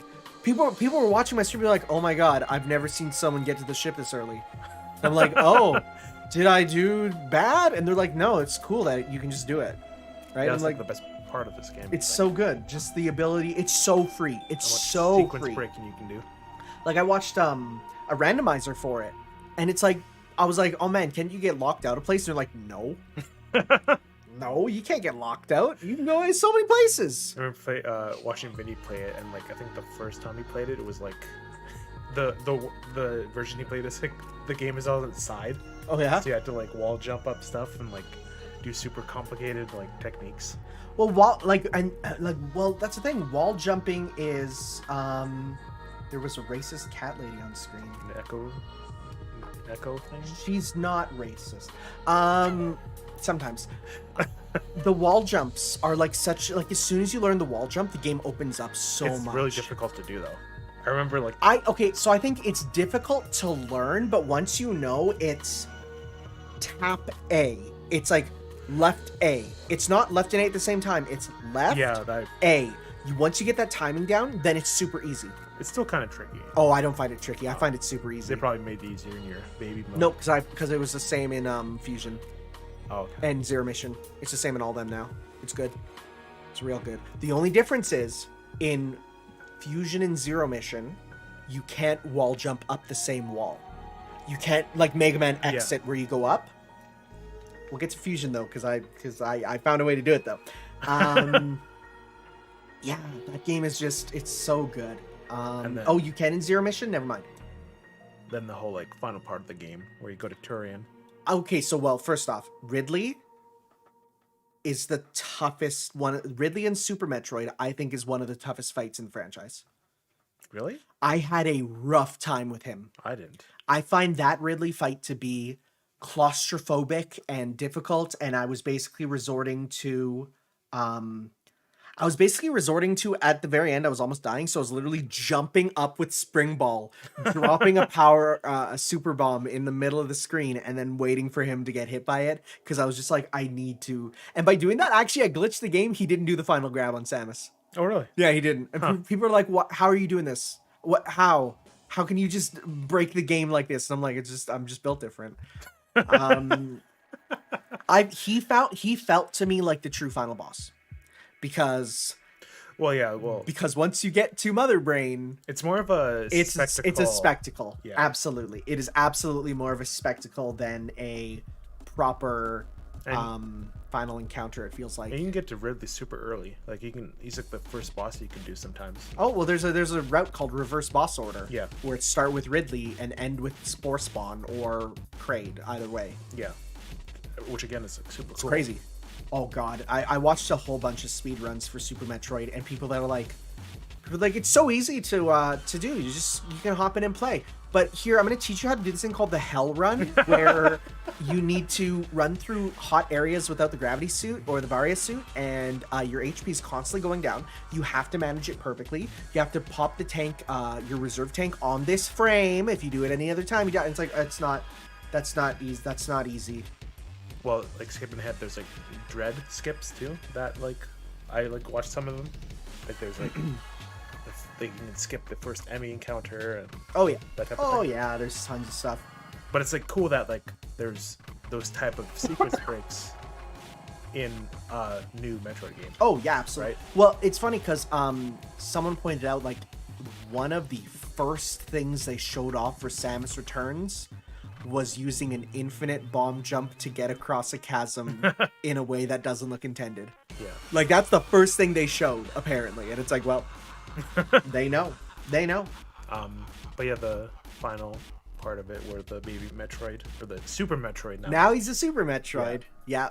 I always thought until I after played the game that's what the game's named after. I thought Super Metroid was just called Super Metroid because it's on the Super NES. Well, that's sort of the joke. That's sort of the thing that makes you put your guard down, and then you're like, oh no, there is a Super Metroid, right?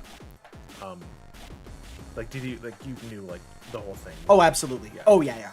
Like there was no surprises for me between Metroid 1 through 4. Okay, fair enough. There was no surprises. I knew there were surprises for me in Fusion. Yeah, I knew all that. Yeah, because it just watching speed runs, being on the internet, watching playthroughs when I was younger, stuff like that. But yeah, still the final fight with Mother Brain is still it's so really good. Great. It's so good. Yeah. Music is incredible in that game. So good. Anything else? No, I don't have anything else to say about Super Metroid other than it's the best, and I think it's a mandatory play if you're a Nintendo fan. Yeah. It's on the NSO. Play it. Yeah. Honestly, play it. You don't have to pay $60 to play it either. No, it's like you could literally pay $3 and play it for a month. Yeah. Go ahead, do it, please. Going all the way back to the beginning, how do you feel about the opening sequence and I really like the title. You see the title screen with the Metroid there, and all this. But you see the Metroid with all the scientists, and they're all alive. And then you go in, and it's like, oh my god, there's blood in a Nintendo game where they're dead. Whoa. Also, voice acting on the Super Nintendo? What? How? That's crazy. That's one of the craziest parts where they're just they casually had a full voice acted thing. Oh yeah, going back to AM2R, the ending of that game, it's it does the Super Metroid. The last Metroid is in captivity, the galaxy's at peace, and then it does this really cool sound, and it's gave me chills. I'm I can't wait to get to the next one. Oh yeah. And then there's a whole if you 100% the game before doing the end credits, it does an X Parasite post credit scene, similar to what happens in Samus Returns there, where you see the X Parasite. Oh, do you? Oh yeah. Oh, it's there. And not only is it there, but it does the exact same thing, which is the X Parasite goes into the basic frog-looking enemy, and he mutates into what you see at the very beginning. That's what happens in MTR. Yep, they're both there. They both do it, which is smart. Cool. Okay, I'm done with Super Metroid. All right. Metroid Fusion. Fusion, aka Samus is a wet wound in a salt factory. What? This game, for some reason, Samus gets so hurt during it. Every enemy is 80% damage. But that's the point. I think everything in this game is completely intentional, for better or for worse. Oh yeah. like why enemies do so much damage is because Samus is like she look, was literally like moments from death. She also has no armor. Yeah. Her armor is flesh at this point. Yeah. Like the fusion suit is flesh and muscle, right? That's when you see Dread later. It's like the flesh parts are receding and the armor's growing back because she's literally regrowing that armor. Yeah, which is like super cool. It's super cool. But like the opening minutes of the game felt like a horror game. Oh yeah. Like, you don't know what's going on. Like everything's dark. Like there's no enemies yet. And then it's like you see dead bodies. You see you're kind of alone. There's stuff going off. Yeah. Yeah, but like just regular bugs do like full energy tank. Yeah. Yeah. Yeah. You have anything? Oh, you go ahead. Okay. So yeah, I played Fusion on my 3DS with the Ambassador program when I got that. I played it on the Wii U Virtual Console. Fair enough. Well, no. I'm saying back in the day. Oh, okay. And then now I actually played a ROM hack, which was actually no. This is the crazy part though. I saw this ROM hack and I'm like, oh cool, this sounds like another sort of improvement hack similar to the one I played last time. And I started doing the videos, and then the creator of the ROM hack commented on the video and he said, I've been a subscriber to you for like years. And I'm like, I remember I'm like, what? So he's like, shout out to Lost Glaceon. But he's like, yeah, I watch your videos. I didn't think you'd be playing my ROM hack. I'm like, that's crazy. So the ROM hack I played was Metroid Fusion. I think it's just called Metroid Fusion Special Edition. Yeah, it's Metroid Fusion Special Edition. It is a ROM hack. It's also called the Sequence Breaking Fusion. Or it has that as its base, where, for instance, you can now wall jump up a single wall, like just to make you go places easier. It lets you bomb jump, which wasn't in that one. It makes it so you can't lock yourself out of places by sequence breaking.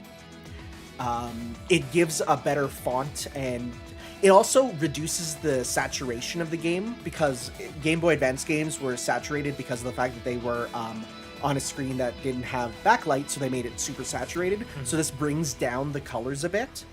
And they restore all the unused rooms, and in doing so, they like removed some items and stuff. So just some cool stuff that makes it so that you can, the game looks better. Oh, and better map.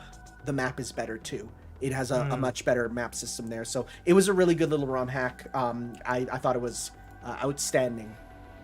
But so how do you feel about like the SAX and everything? Sick. The SAX is rad. I knew about the SAX ahead of time. Oh yeah. I didn't 100% know if it was scripted encounters or if there's places where you could find it. But no, it's all, I learned later, it's all scripted. It's all scripted. I also apparently sequence broke and missed one of them in my playthrough. Really? People were telling me like, you can't sequence break in that game. I was playing the sequence breaking ROM hack. Oh, I just got finished saying that. Well, like in my experience, you can't. But so I apparently, and people were saying like there was supposed to be an SAX encounter here and you missed it. And I'm like, oh, cool. Yeah, but like when it first appears, like when you're going down the elevator. Oh, it's so good. Blows the elevator Oh, up. it's so good. Even just like the footstep sounds when you just hear it, like the music cuts out the footsteps. Because that's like Super Metroid, like Endgame Super Metroid and Samus. Yeah, the fact that it is it gives me the feeling of one of my favorite tropes in games, which is the previous main character is the bad guy, where you're like, you see this immortal badass who like, that was you at the end of the game. Now you're not that person, and you have to confront them. That's so cool, right?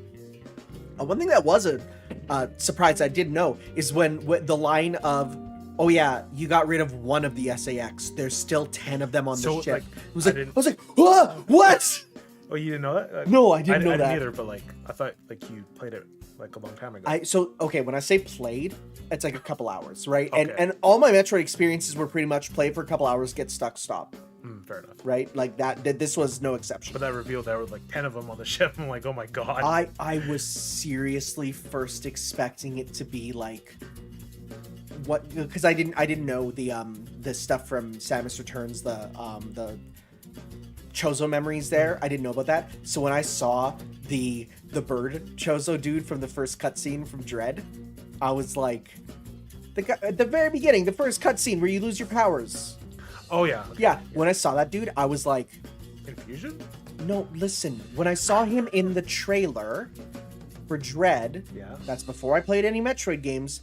Well, no, it was in the middle. But I was thinking like, yo, is that the real Samus and we're an SAX in Dread? And I was putting all my cards on that. I'm like, we're gonna be an SAX who's fighting to gain sentience, and that's the real Samus, and she's got crazy Cho's armor. I mean, I was super wrong. But I was when I heard that, my mind instantly went to like, okay, they're not gonna, because after that line, you don't see the SAX until the final battle. So I'm like there's no more. I was expecting like more of them running around or something, and I was like, yo, is there gonna be a ton of them around, or are you gonna have to fight a bunch of them or run from them? Nothing really happens with that. So the whole time I was like, yo, they're going to do something with the fact there are 9 or 10, I don't know how many left now, but there is a bunch of these clones of Samus going around. But how they like instill that dread into you is that when you're going up the elevator, it just shuts down and it goes black. Oh, that's so good. It's such a good section and everything, and it's like super creepy. There's a couple like genuine scary moments with that game where like someone Sans Troid says there, I just realized your name is Sans and Metroid put together. You didn't notice that? I didn't notice. Like yeah, when Nightmare, when you hear like, oh yeah, this thing is out, like, and you just see it flying in the background, you're like, what is that? Right? And then the boss itself is like really good. And oh yeah, you break off the mask and then you shoot its face and its face starts to like melt and it's horrible. Yeah. Now, mind you, I did play like my first Metroid game that I really played through was Other M, and in that one you fight the original Nightmare that became the X-Parasite, you know, in that one. And in that one, yeah, you shoot his face and stuff, but it doesn't melt in the same way. And even just seeing those spreads, I'm like, oh, that's gnarly. So that's really good. There's a hack in progress that makes you fight 3 SAX that are more smart than the original. Oh, right. There is the one SAX fight where it's literally just you and the SAX in the big room where you're like shooting at each other, and it's like a Metroid fighting game. Well, that's the final boss. No, it's not. The final boss is is the. See, when you say Ridley's the final boss of Super, I feel that SAX is. Oh, but that was super easy though. No, there was no difficulty to that. To the SAX. Not to the when it goes into like it's like that was tougher. No. Yeah. Dude. What? The true form SAX? That's tougher. No, you kill it in like one hit. No, you don't. When it's still in the Samus form, it's way more tough. I didn't find it hard. Are you kidding? No, you just jump around and fire at it.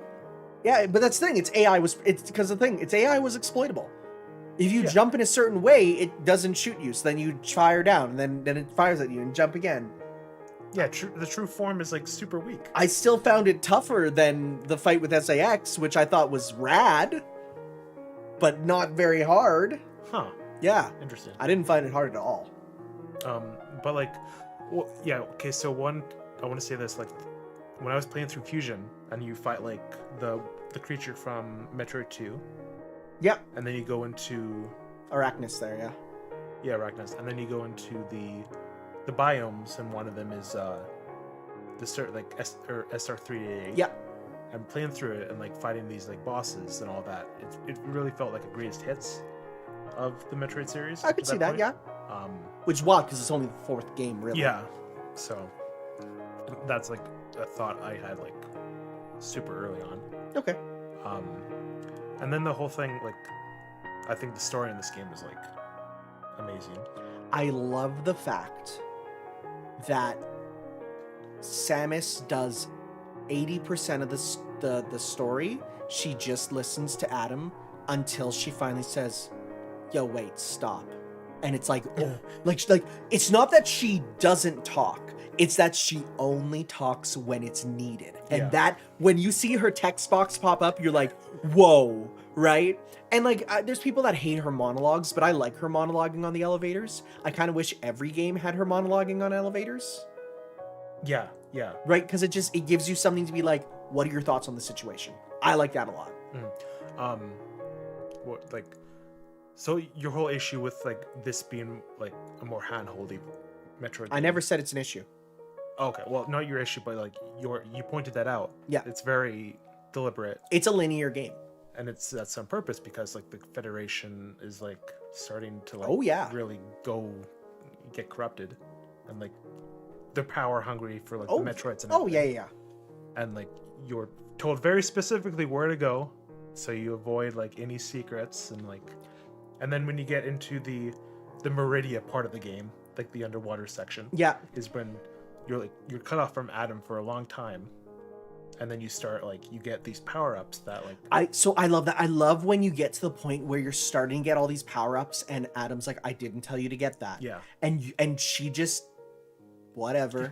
And by the end, you're getting all these things and you're completely it's a game where you're following the playbook of the Federation until you realize that you're playing the playbook, and then you're like, and then it's nope, sorry, I'm doing something else. Yeah. Right. And then you get into like the secret base where like all the Metroid, like the forms of Metroids are there being experimented on, and like turns out there's like a billion of them in the ship. And Samus is like, this can't be. This isn't good.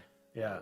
And then like when you do leave like from it, and then you see probably assumedly one of the SAXs at the point firing at all them. Yeah, and then it just gets eaten, and then you're like escaping, and like the ending to Fusion is just like, I think, incredible. Like especially when it's so good. You're exiting, you're like leaving the thing blowing up, and then you have to fight the Omega Metroid at the very end. I do love the fact that and it's kind of like a play on Super Metroid where the X comes in and you get the power up to kill. I see what you're saying. I never thought about that. Yeah, that's how I saw it right away. I'm like, well, this is very like Baby Metroid. That's like giving you the final power up to kill the final boss. Huh? Interesting. Yeah. Yeah. Yeah, I know about the secret message. Do you know about the secret message? No. So the game isn't very speed or sequence break happy. It doesn't like you to sequence break because, again, for the story. If you do sequence break, there is a special sequence break you can do that if you get to one section super early through crazy shine sparking, essentially Adam literally says on the computer, he's like, wow, Samus, you're not supposed to be able to do that. That's incredible. And it literally says, like, what does it say? It's crazy. It's like, he says, I wonder how many players will actually be able to do this. And then it says, I'm so proud I should almost tell you my plan. And then it shows another text box for another Federation guy that says, now, we can't do that just yet. It's like, okay, I'll wait a bit longer. It's so good. It's this little thing that basically reveals, it's like a super crazy speed run technique. And it was like, I remember hearing about that in Nintendo Power. They're like, if you can get this, you're amazing, because it is such a specific sort of speed run thing. I'm reading something that Nino said, like, the true form you fight is the mix of Samus and the first thing you kill on, like, the frog enemy. Oh, yeah, I just realized that. Yeah, it is. I've never realized that. That's cool. That's very cool. Huh. Maybe that's why it's so weak. Maybe, yeah, because it's just the basic green enemy from SR388. Yeah. Huh, cool. What do you think of the whole, like, Samus and Adam talking and her convincing the AI of its like core values as Adam? I love it. Realizing like, oh, I'm actually like the super good person. It's nice because, and it's controversial, I don't think Adam was that bad in Other M. Like, people that are like, yo, Adam's the worst in Other M. He makes stupid decisions, but he's not a naturally terrible person. And so when I see her trying to convince him to be like Adam, I like it a lot, because it's like, yeah, she looked up to this guy, and I think that's cool. Yeah. Anything else? The music wasn't as like amazing in this one, but I liked it.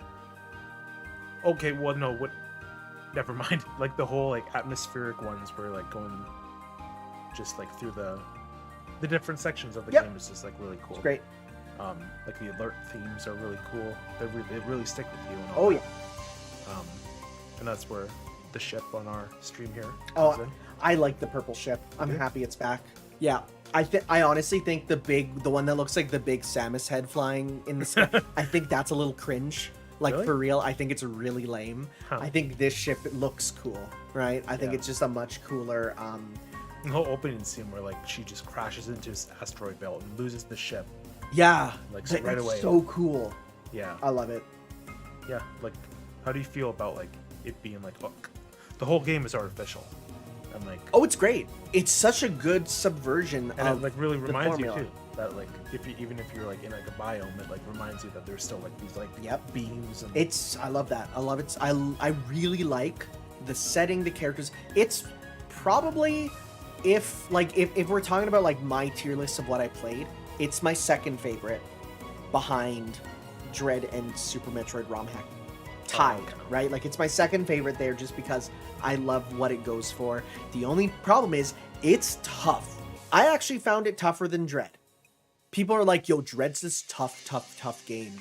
I don't find Dread that difficult. No.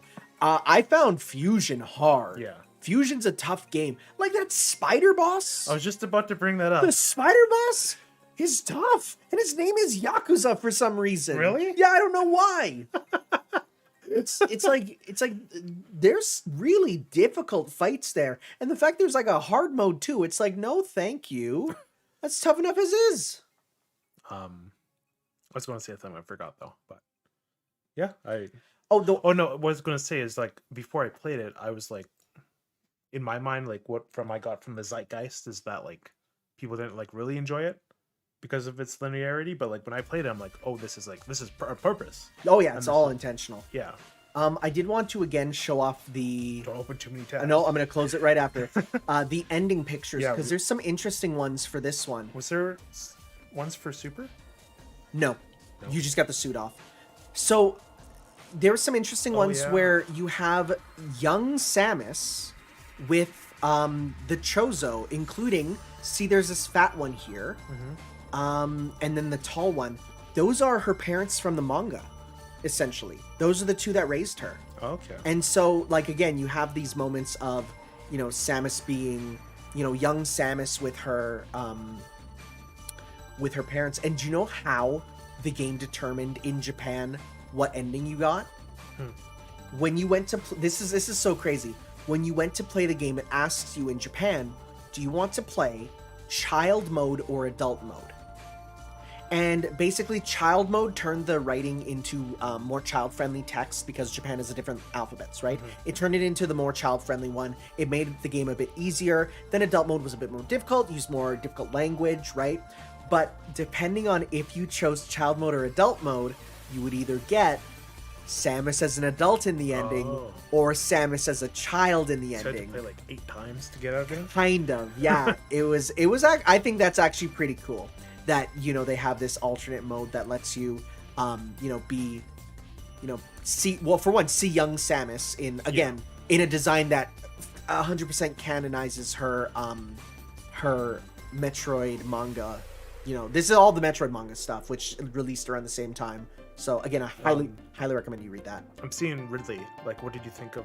Okay, so before we talk about the boss, like when it was you go into the frozen room and you see him just there. It's so good. And I'm like, what is Ridley doing here? That's your first sign of what are you guys doing? Yeah, what's going on here? What are you guys doing? Something sussy in here. And then when the elevator goes black and you go through the vents and you go through the thing and it crumbles. And like you wake up in his room and you're like, oh man, am I gonna fight him? And then it just crumbles and you're like, uh-oh. And that music's playing. It's like, oh, that's so good. So and good. this is all on like a Game Boy Advance, right? Like how they like got like all this atmosphere, all this like just amazing. It's really good. I I really like Fusion quite a bit.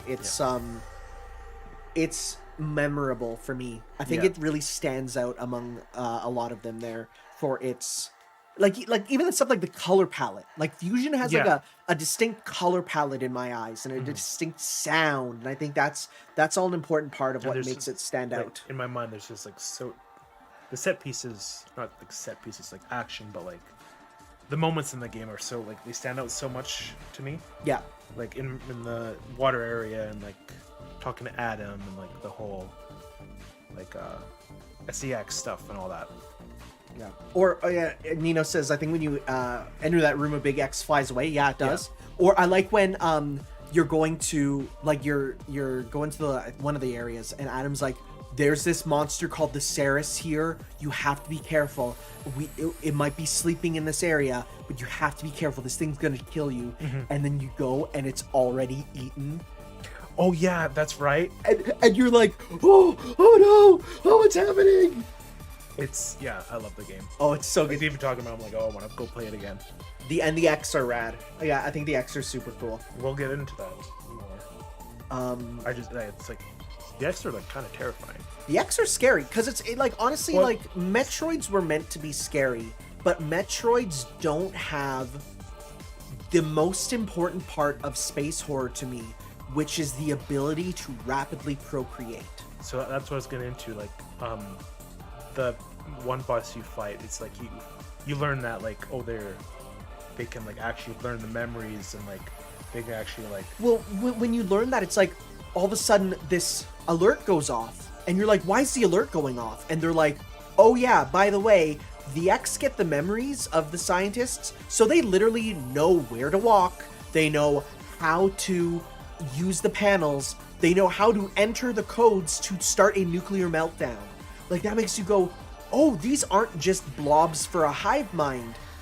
They incorporate the memories into everything, and it's like, whoa. And then when you actually go into the game and there's a scientist there, and you're like, oh, that's cool, there's like a scientist, and then it turns into an X, and you're like, the realization there that like these things are what even Samus is like, these things are like way more dangerous than I thought. Yeah, because I mean, Metroid was literally made with like the idea of like Alien in mind. Like, there's so many Alien parallels, like the movie franchise. Ridley. Yeah, it's right there, right? It's right there.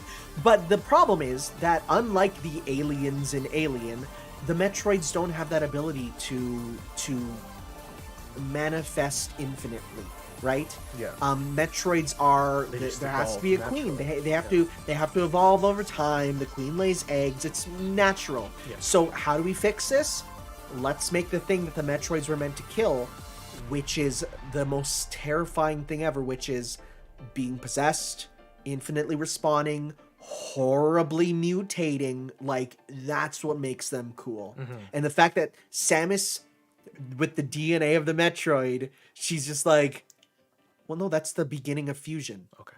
It's the first cutscene is you're dying. Now you're part Metroid. Yeah, that's cool. Right? That's really and so it's like, oh, guess what?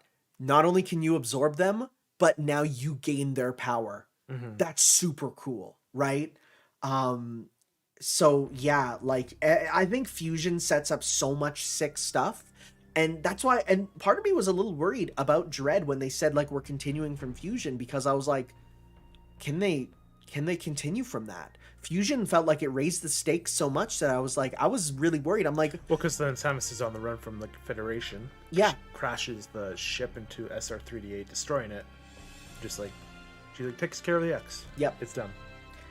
Yeah, so it's part of me was like, but then the Federation's like, oh, we don't like that.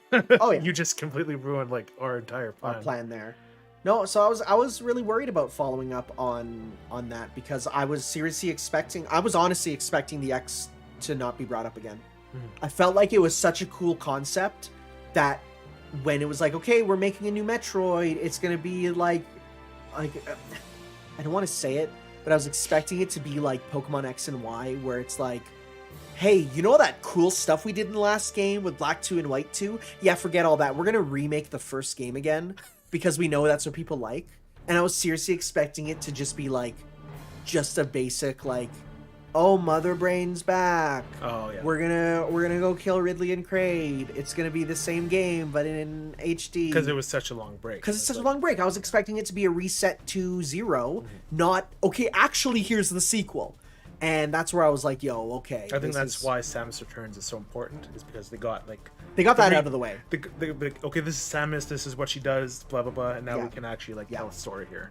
And I mean, we're kind of jumping, I'm jumping ahead a little bit, but not much. But like, as soon as I saw the X in the first cutscene of Dread, I was like, oh my god, we're doing it. Because they never once brought that up in marketing. No, yeah. It wasn't brought up. Apparently there was like one screenshot on a European website where you can see a tiny X in the corner flying around, and people, of course, Metroid fans clued in on that right away. Yeah. But like, honestly, I was like, when I saw that, I'm like, oh, okay, we're continuing. Yeah, like the DMC5 of Metroid. That's kind of how it feels, where it's like, I was expecting it, you know, stuff to be dropped. It's like, no, we're not. It's a sequel. Anyway, do you want to start talking about the main event? the main thing. I'm sorry, dude, so good. Dread. Where do we start? Dread. I couldn't believe I was playing a new Metroid game when I was first starting it. It's funny because like I remember scanning the entry that says Project Dread is underway in, I think, Prime 3. I forgot I wanted to mention something all the way. Well, yeah, this ties into Dread, but Okay. like in Samus Returns, there's a music track in the game that sounds exactly like an Emmy. Oh, well, no, do you know what it is? The Emmy sounds are taken from the ambient noises of Metroid 2 on the Game Boy. Oh, really? Both of them are remixes, pretty much. Oh, okay. Yeah, so both of their beeping is the Metroid 2 ambient noise on the Game Boy. Mm-hmm. So that's why. Oh, okay. Yeah. Okay, that makes sense. I thought it was like this cool, like, No. They had the idea of Emmy in when they were making Samus Returns. No, it was more like they heard that and then they're like, yo, what if we just take the ambient noises and make it scary? Yeah, it was definitely a game that I was playing and I'm like, I can't believe that this is I can't believe it's out, because I remember reading about it like when I was a child basically in Metroid Prime 3, and I'm like, this is sick. And it lives up to it. It's my favorite Metroid game. It's so good. I think it's my game of the year too. I don't know if it's my game of the year. I have to think about that. I really enjoy it, but I don't know if it's my game of the year. Oh, by the way, just letting you warn now. Oh yeah, we're going to go into spoilers. So if you haven't finished my playthrough, don't worry too much, because I mean, you can watch that later. But if you really don't want to know, then yeah, you might want to skip away for now. We're going to be talking about like the ending. We're gonna talk about everything in this game because it's really good. So like, I want to say something that's going to spoil stuff right now, but I love how like the first half of this game is Super Metroid, and the second half of this game is Fusion 2. Yeah. It's like it's so good. It's so good. As soon as you open that door and you see the X fly away, and you're like, Samus is just like, fuck. And Samus is just like, yo, Fusion 2, let's go. Let's go. And of course, because it's still her, she still has the DNA in her, it works the exact same. And I'm like, and it's also personally, like on a human level, really nice, because originally Mercury Steam wanted to do a remake of Fusion, and they said, no, we need a remake of Metroid 2 more. Like they said that's the one that we really need a remake of, and they got their fusion done with this, which is like so cool. Just the way Samus moves in this game is so free-flowing and wonderful. Like the wall jumping just feels natural, and like I mean, the smallest thing is the slide. The slide that's just the so slide good. is a small thing that just makes life so much easier, right? The fact you slide into Morph Ball when you get that. Yeah. Oh, what about the fact you don't get Morph Ball for like 2 hours? Right? Like you're seeing like all these little things, and it's and you're like, go through you're them. so used to it getting it the first thing. Yeah. You're so used to it, and they're like, because they know that when people play randomizers and they don't get the Morph Ball for a while, it's a problem. Yeah. And so they took that and they're like, we're gonna make that a thing where you're gonna look at these things and you're gonna freak out. Well, I was talking to both Gene and Nino about this. Like, they both said, like, they make you work for these power-ups. Oh, yeah. Like, the gravity suit, like, you go through hell for that. I'm gonna say this game had the most cathartic power-up getting, where every time you get one, with the exception of one of them, you're like, yes, it's gonna open up so much. You know which is the one I'm talking about? No. The single double jump you get. Oh yeah, right. That's and then immediately after a bit of a extra step. And then immediately after you get the space jump, it's the next one after that. So you're like, why? Okay, that's a strange one. Yeah, but it's used to get across the water, which is cool. It teaches you about like if you can't go higher, but you can go keep the same height by using it, which is neat. But like the whole opening of the game, like when like she's on the ship, she's traveling to ZDR. Like, so it said like the Federation got that transmission? Yeah. Then how did Samus find out about it? I think so I don't think the Federation is publicly mad at Samus. I think they are privately mad. Where I think for Samus, she still thinks they're fine, even though they're clearly not. Yeah. I think in the future, we're going to see the Federation doing more to actively undermine Samus, but here she's still in the public eye. Well, because remember, they said, the reward isn't worth this job, right? Yeah. So it's a bounty. There are, 7 or 8 bounty hunters that we know of. Well, there's about 10 bounty hunters that we know of in the Metroid universe. Any one of them could have picked it up, I think. But she did, because this is personal. Yeah, this right? is she's like, why is this? Like, even the hint of an X being alive is enough for her to this is a problem. Because she dealt with them. She knows they're a problem. Yeah. So, and I bet you all, all the other hunters were like, no, I'm not dealing with that. Yeah. No. Adam's voice, perfect.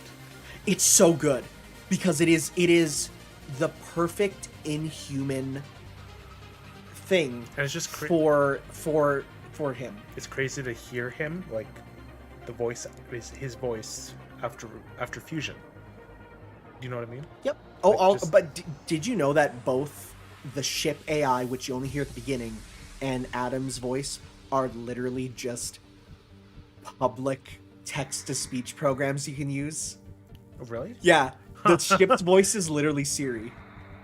That's crazy. I know, right? Yeah. It's like they just use that. That's just a neat thing there. Then she lands on ZDR and then comes across this very big... This dude with a similar cannon to her. Yeah. But, okay, so I don't, you might convince me otherwise, but an issue I did have with this game is that they're just so nonchalant about these incredibly important things. It's there's this Chozo that's alive. These Chozos are alive. This was a whole legend thing about them being completely extinct, but now they're just alive. And then with the whole Samus comes across an X. No. I think we thought they weren't alive, but I think in universe they might have been alive. Because that's just I think we all assumed as people outside the universe that they were all gone. But it might have just been not conveyed fully that, no, they're just a lot less of them. I thought it was a big thing that they were completely extinct. Was it? I don't think so, because when Adam talks about them, he pretty clearly says oh yeah, that was a Mockin. Yeah, there's other tribes. That was a Mockin. Maybe what I was thinking is that there was a whole in universe and us, we both there was both the idea that the Chozo was an entirely peaceful race, that there was no problems with their race. They were completely technologically advanced. I'm gonna say big no to that, and the reason is because you fight Chozo ghosts that are Chozo warrior ghosts in Prime. Okay, well, I didn't play. I haven't. Yeah. I don't remember. I'm not including that in canon into here right now since I haven't played it in a long time. Yeah. But no. There's a lot of big Chozo warrior stuff in Prime. So, yeah. So no, I think it is a case of they're really rare now. But I think the big thing is, at the end of the day, Samus is doing a job.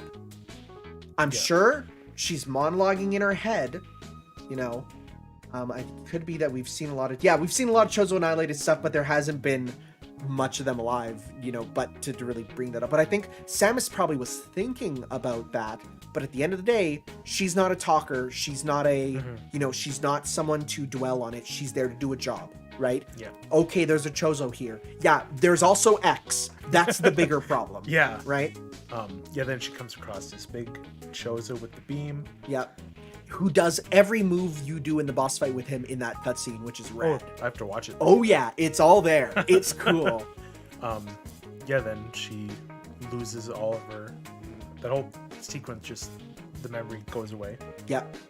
And Adam explains it as physical amnesia. Yeah. Which is sure, okay. Just go with it. Just go with it. Something Ravenbeak can do. There's honestly, if you look at all the Metroid games, it's okay, how does she lose the powers? The best excuse is fusion always. Oh, yeah. That's great. That's good. A Super Metroid, no explanation. She just doesn't use them from Metroid 2. Metroid 2, no explanation. Prime, she gets hit really hard and they all fly out of her. Okay, come on. Let's not do that. And like Nino says, the blue dread suit, like, oh, the blue dread suit's so good. So good. And it's all the suits in this game are phenomenal. And it's a little thing that you don't get unless you read into it, but it's like, why does she have the blue dread suit? That's literally the blue fusion suit receding into and integrating into her original armor. And that's why there's a few organic components on it, but it's mostly the armor, because it's literally the original one integrating with the it's the fusion one integrating with the original. I think that's super rad. That is cool. But yeah, playing through the game, and then you reach the first enemy encounter. The whole learning how to parry it. Like, did you parry it a lot?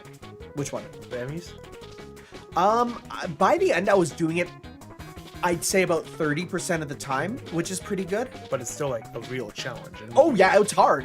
You have 2 frame perfect attempts to do it. Basically. I already thought there was one, but like later on I was playing, there's the second flash. Oh yeah, no. Well, I mean, it makes a flash sound, so I knew immediately there's 2. Yeah. There's 7 different enemies. There's like. So okay, the Omega Cannon. That's so cool, dude. That's a weapon from Prime Hunters on the DS. Really? Yeah. When I got that, I immediately went, wait, hold up. You mean the final most powerful weapon with very limited ammo that goes away when you stop using it, exactly like Prime Hunters on the DS? Huh. Oh, which of course is really interesting because Prime Hunters has a sequel hook that's still dangling right now because of Federation Force. Oh. Prime, Federation Force, and Hunters there all are kind of connected in this we're still doing something thing. So it's like, yo. Oh yeah, I liked when Adam called Samus lady at the very beginning there. Yeah, and then never again, which makes you go, oh. And do you notice that?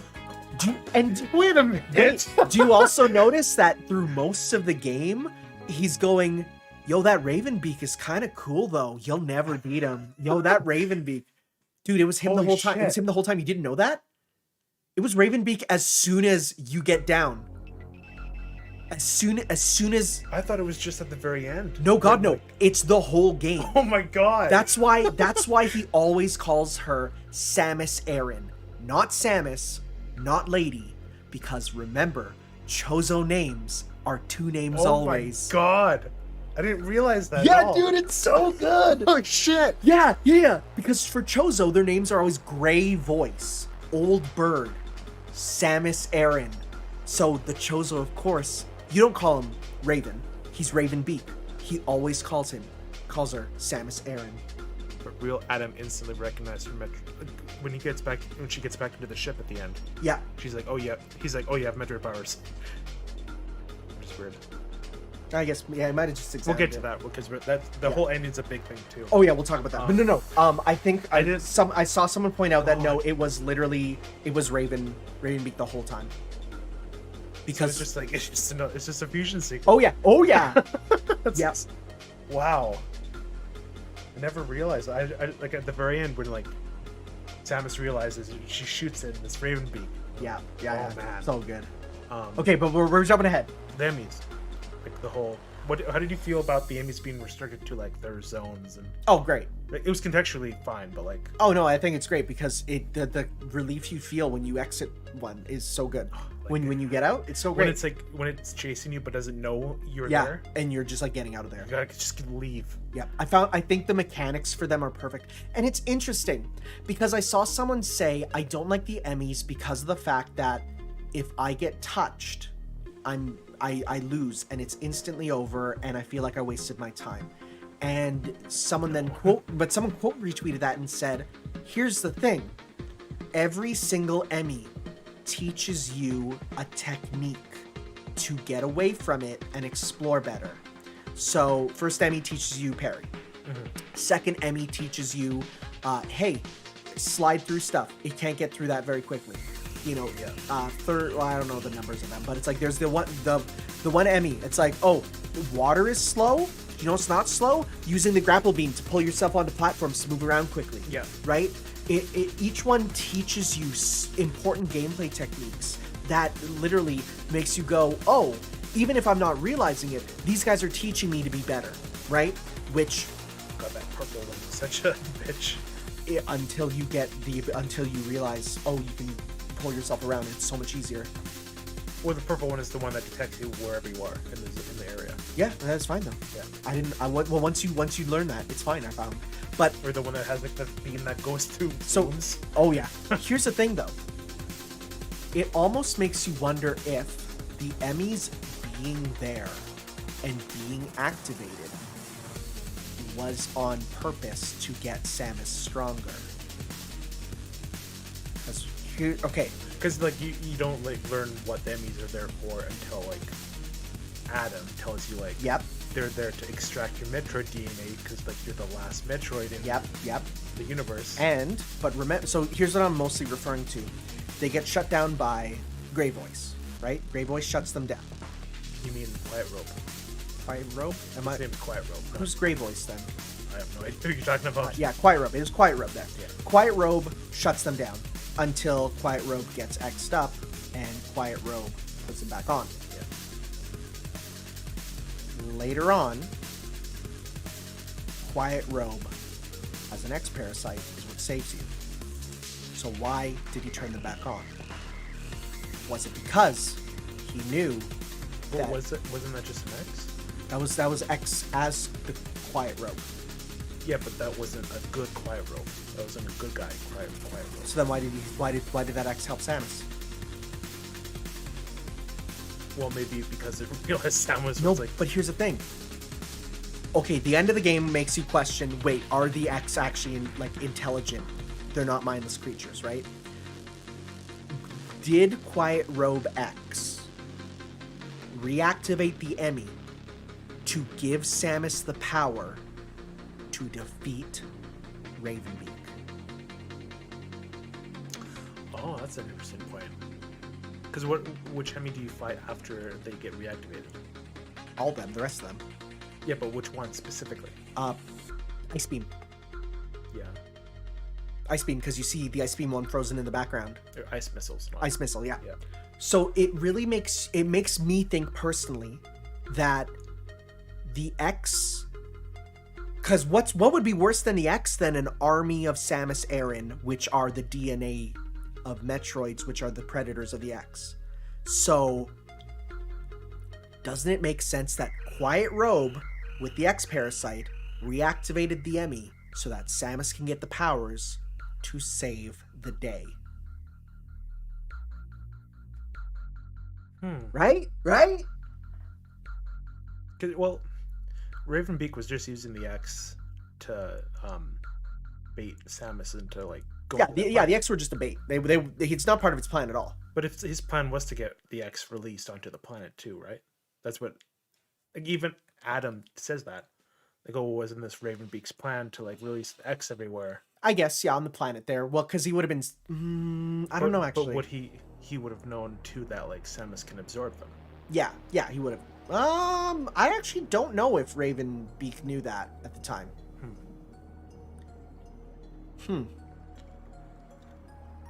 So then Alpha Extreme there says X get all the memories. Maybe there's some personality affecting as well. That's another thing that we could think about, right? There's some idea of the X also have personality. So because the game, it ends with a question of, okay, are the X more intelligent than we thought? And the answer is overwhelmingly yes. But the question is it just them being smart and wanting to save their own species by working with their enemy? Or is it them inheriting the personalities as well, right? For example, if, let's say, one of the SAX survived from the fusion incident, could it gain Samus's personality, right? Over time. I don't know. Dude, so many questions. Um, Okay, so I said that Dread is like Kingdom Hearts 3, where it's like It's the end. We're gonna answer all the questions. Just kidding. Here's a bunch more. End of the saga? Haha, no, sequel hooks, baby. I do love that. I love games that like go on for a long time and like the end of it, like the main antagonist has been there the whole time, has been constructing this plan. Yeah. Like It's good. and if you go back like to like it's just cool going back to like old games and like thinking that this villain is doing this right now as we're doing this. Oh yeah. Well, it's like I've been watching playthroughs, and boy, geez, does Adam be like the whole game? He's like, Ravenbeak is so powerful, you cannot defeat him. He is so strong. He is very handsome. Samus, you cannot destroy him. Like, wow, it really reads like he's literally saying he's the best. Also, my man quotes Virgil. See? He goes, and like this is one of his last lines is he grabs Samus and goes, power is everything. Oh. And I'm like, my man's Virgil! I nearly broke my chair in hype. Did you know like when it turns into the big giant like evil thing at the end? So I saw that it was him and Kraid. I didn't see the fact that it was also fused with the rest of the bosses. Oh, was it? Oh yeah. It was every boss in the game fused together. Oh, I didn't know that. Yeah, it was him, Kraid, and you saw like the tendrils of the experiment. You saw the ribs of the first boss. It's all them combined. Oh yeah. But you could what I was gonna say is like you can hear Ravenbeak still saying like power is everything as it's Oh, that's cool. moving towards. That's Samus. cool. Yeah. So what was the first boss again? That wasn't him. The invisible guy. The invisible, yeah. That was a Corpius. cool fight. That's a cool fight. Yeah. Oh, yeah. It's just a good, alien fight. Yeah. It's just a cool one. I love sliding under him and countering and the firing at him. I think it's a great fight. I like all the bosses that have that like part where like if you time it right, you can get like a bunch of missiles in and it's a cutscene. Oh, it's great. Yeah. It's great there. I mean, that's straight from Samus Returns pretty much, Yeah. right? The water boss is such a joke though. So people were pointing out, and I just completely missed, you can just, once you get up onto the thing to hold to go over, you can just let go and air dash over to instantly get there. Oh yeah. And people were like, oh, I forgot about that. oh, right. Okay, that would have made my life so much easier to figure that out. Also, air dashing So is the best. especially when you're fighting the not the Chozo warriors, but those like robotic The ones. Robo Chozo guard, yeah. They're so like it's so useful when it does that like red attack. It's you can just dash right behind so it. good. Someone I follow on Twitter compared them to like the Doom Hunters from Eternal. Okay. And they're like, oh, I could see yeah, that. I could see that there.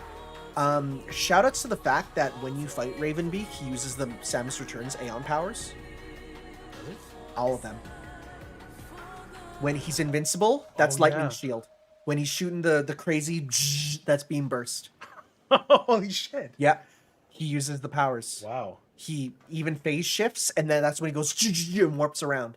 He uses the Metroid Samus Returns Aeon powers. Damn. Like I literally saw someone put a clip where they shine spark into each other because he shine sparks in that fight. Yeah. And you can there's enough room to run and shine spark at him too, and they clash into each other. It's so cool. I don't want to get to the final boss yet, but I know, it's so good. like the areas in this game are like awesome too. I think my favorite area is Gavaran, like the jungle part. I did not like Gavaran. Really? Gavaran was my Meridia because Oh, no, I and love so Gavaran. I like Gavaran's theme.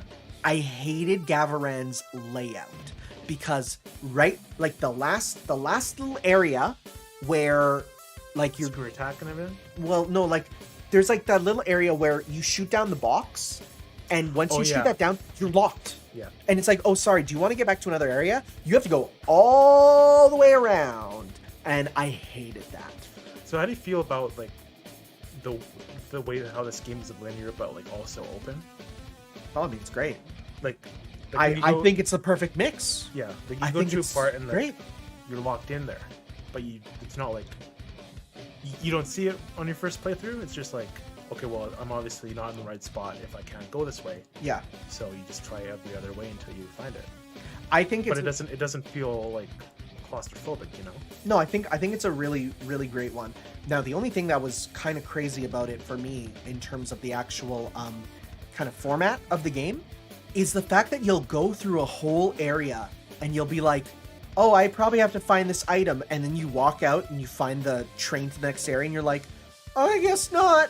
Guess I'm moving on. And then you move on, and that's where you get the item, and you're like, oh, okay, now I can go back and do stuff. But it's like, there was a lot of times where I'm like, oh, this must be the way to find the item. No, it's next area. Okay. And there's like one time where you go like 2 areas deep without finding an item, and you're like, I don't know if I'm doing this right. I don't know. But it's like, it all works out fine. Mm-hmm. Or really like the Ferenia too, like the Chozo, like temple. Well, because it's the first time in a Metroid game where you're in a city. Yeah. Like, it's the first time where you're actually in a place that is meant for like people to live, right? These staircases in the background. And, I thought that was really cool. Mm-hmm. My favorite area was probably Brenya. You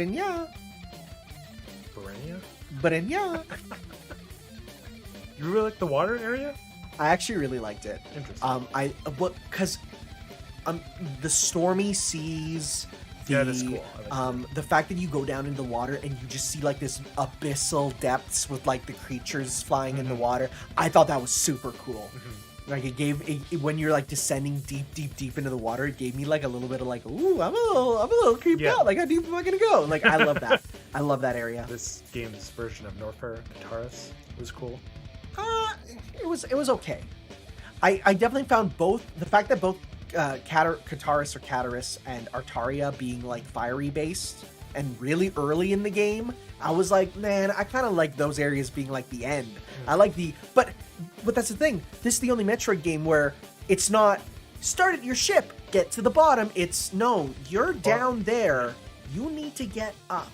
Yeah, right? Your whole goal is just to get out of the whole game is leave. Literally, the first thing you talk to Adam, and he's like, Samus, you gotta get out of here, right?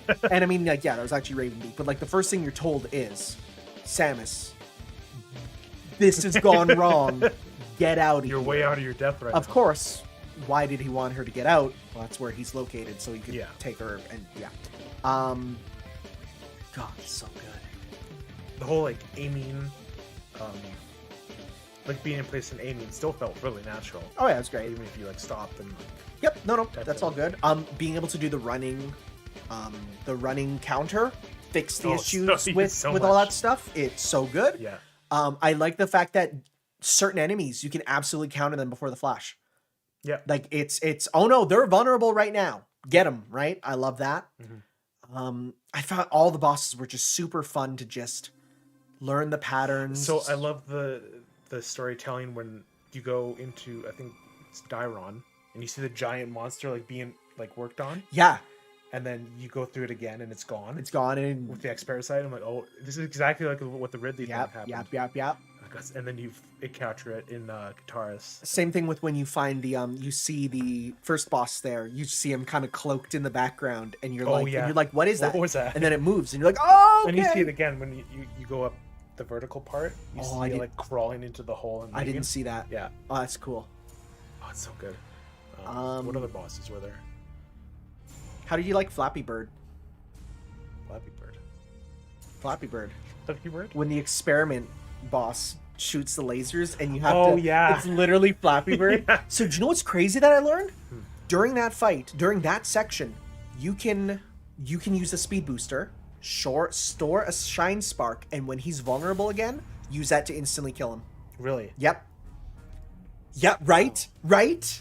And like, I can't believe we forgot about Kraid. Oh, Kraid's so good. He's so good at this. So for one, finally he's difficult. Yeah. First time ever. Second, oh my god, do you know about the sequence break version? Yeah. That's so cool. That's so cool. They put in the ability to skip the whole second phase by just being like, no, I got here early. It's like, okay. Oh, wait, what? I'm thinking of the power bomb. That's it. Yeah. Okay. That's it. Where it's like literally, because you need to get the second phase because that's where it is. Yeah. But it's like, oh, did you get the power bombs? Yeah, he's done. You're good enough. You don't need to fight him. So why was Kraid there? What was his... They captured him. That's one of the Chozo memories you get by 100% the areas. But why? Why does the My Hot tribe need Kraid? Because, well, actually, no. Someone brought this up. there's no space pirates in this game. No. But in the background of Well, there Ferenia, is, but where? trade. Well, no, but I mean like the regular like Zabijan space yeah. pirates. But on the background, there's actually murals Background of what? of Ferenia. Okay. There's murals of the Mockin and the Zabijans talking. Oh. So obviously there's some colluding going on between the Mockin and the space pirates. Oh. And what's one way to get control of the Zabijans is to capture the only remaining commander of the space pirates, which is Kraid. Interesting. Yeah. I liked how like it wasn't when he shot his stomach spikes. Yeah. You didn't jump on them. You just kind of avoid them. No, you jump on them. Huh? Yeah, you do. Like at the end. when What? you leave. No. You No, jump you- on them. No. That's how you get to hurt him. No. You do the little the spider magnet thing. No, you do. What are you Dude, doing? dude, you played that fight wrong. When he shoots him in the wall, you jump up and then you grab onto the spider magnet. No, but the spider magnet comes down when he shoots them in the wall. No, he doesn't. What Yes, are you it does. talking What about? are you talking Oh my about? god, you played that fight wrong. I played it like 3 times. Then you played it wrong each time. I'm gonna show you my own playthrough. You're supposed to literally, when he shoots them in the wall, you grab onto them, and I've never waited for it to come down. Okay, so watch. He puts them in. You jump on them, Oh. and then you get up and shoot him. Did that? Yeah, how long did it take you? Because in my time fighting him, he did that once where he brought it down. Yeah, he's saying there's no wrong in Metroid. There's no wrong, but that's how I played it. And yeah, you jump up and then you get him. I thought that's how you had to beat him. No, because when you hurt him enough, he shoots the spikes and they collect like. They break like that, and then the thing comes down when he's still holding the stomach, and he's distracted. See, I never shot him enough to do that because I thought what you had to do was wait for him to. I thought this was just gain ammo. Notice how like the more you shoot him, the more like the lines fill up. I did, so I didn't do that because I saw this, and when I died there. But as soon as he shot them out, my mind went to, okay, I got to jump up those, right? So then after that, from that point on, I just always waited for him to shoot them. And would go up there, and once you're up there, you can do the entire rest of it with him if you're fast enough. You have to be really fast to do it. And I was like, wow, you have to be pretty fast to actually to do that. So yeah, that's when it came down. Was when I discovered, oh, you can also bring it down that way. But I seriously thought, See, that was the main way I thought you had to do it. see, and I thought the main way was you had to wait for him to do the stuff. That's cool. Yeah. 2 different ways to do it, right? Yeah. I love that. I love that so much, right? What else? And then once you're up there, you can just like, yeah, I learned just keep shooting missiles because you get them anyways. Yeah. Like it's so good. Yeah, Kraid being there is a lot of fun. I'm very happy they brought him back. I'm also glad Ridley isn't in this game. I disagree, actually. Really? I do. I'm really happy. Like, because I I don't like them forcing Ridley into each game now. It's like.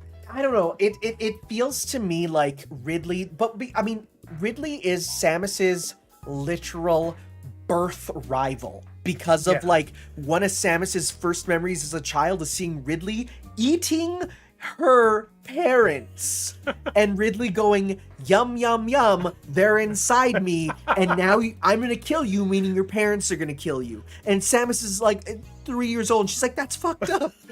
Little 3-year-old Samus says that. So for me, I was like, oh man, I do kind of hope that there was one. Well, no, he's like actually dead though in Super Metroid though, so. Because the version you fight in. Is an X-Parasite, yeah.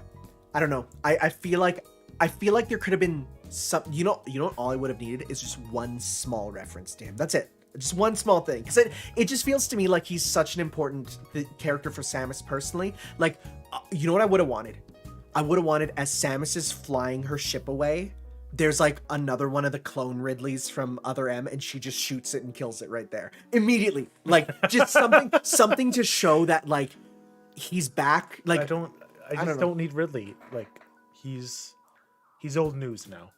I personally disagree. I think Ridley is like Dr. Wily and Sigma, where it's like no matter what, he's gonna be there and you're gonna go like, oh, that Ridley. You know, I personally like that. I guess. I mean, I'll take crate though. I'll definitely crate I like as long as there's some of them, one of them, right? Yeah. And I do think that there will be some. I don't know. I like Ridley. I like Ridley a lot. I think I like him too, but I just don't think he's necessary in every game. Fair enough. Like again, I don't think he should have been in as Returns. long as he's in Prime 4. Yeah. Right. Like I want him there. Yeah. Because he's fun fighting 3D too. Huh. I mean, if Mother Brain got referenced. Okay, yeah, the whole Mother Brain stuff in those Emmy rooms. So here's the thing. Read the manga. Wait, what? It's a direct reference to the manga. Really? All the Mother Brains, all the CPU units. Oh my god, what the hell was that? What? It felt like a bug flew in my ear. Weird. Anyways, they're literally the Chozo are so bad at coming to agreements as a species that they make those units to be what helps them make decisions.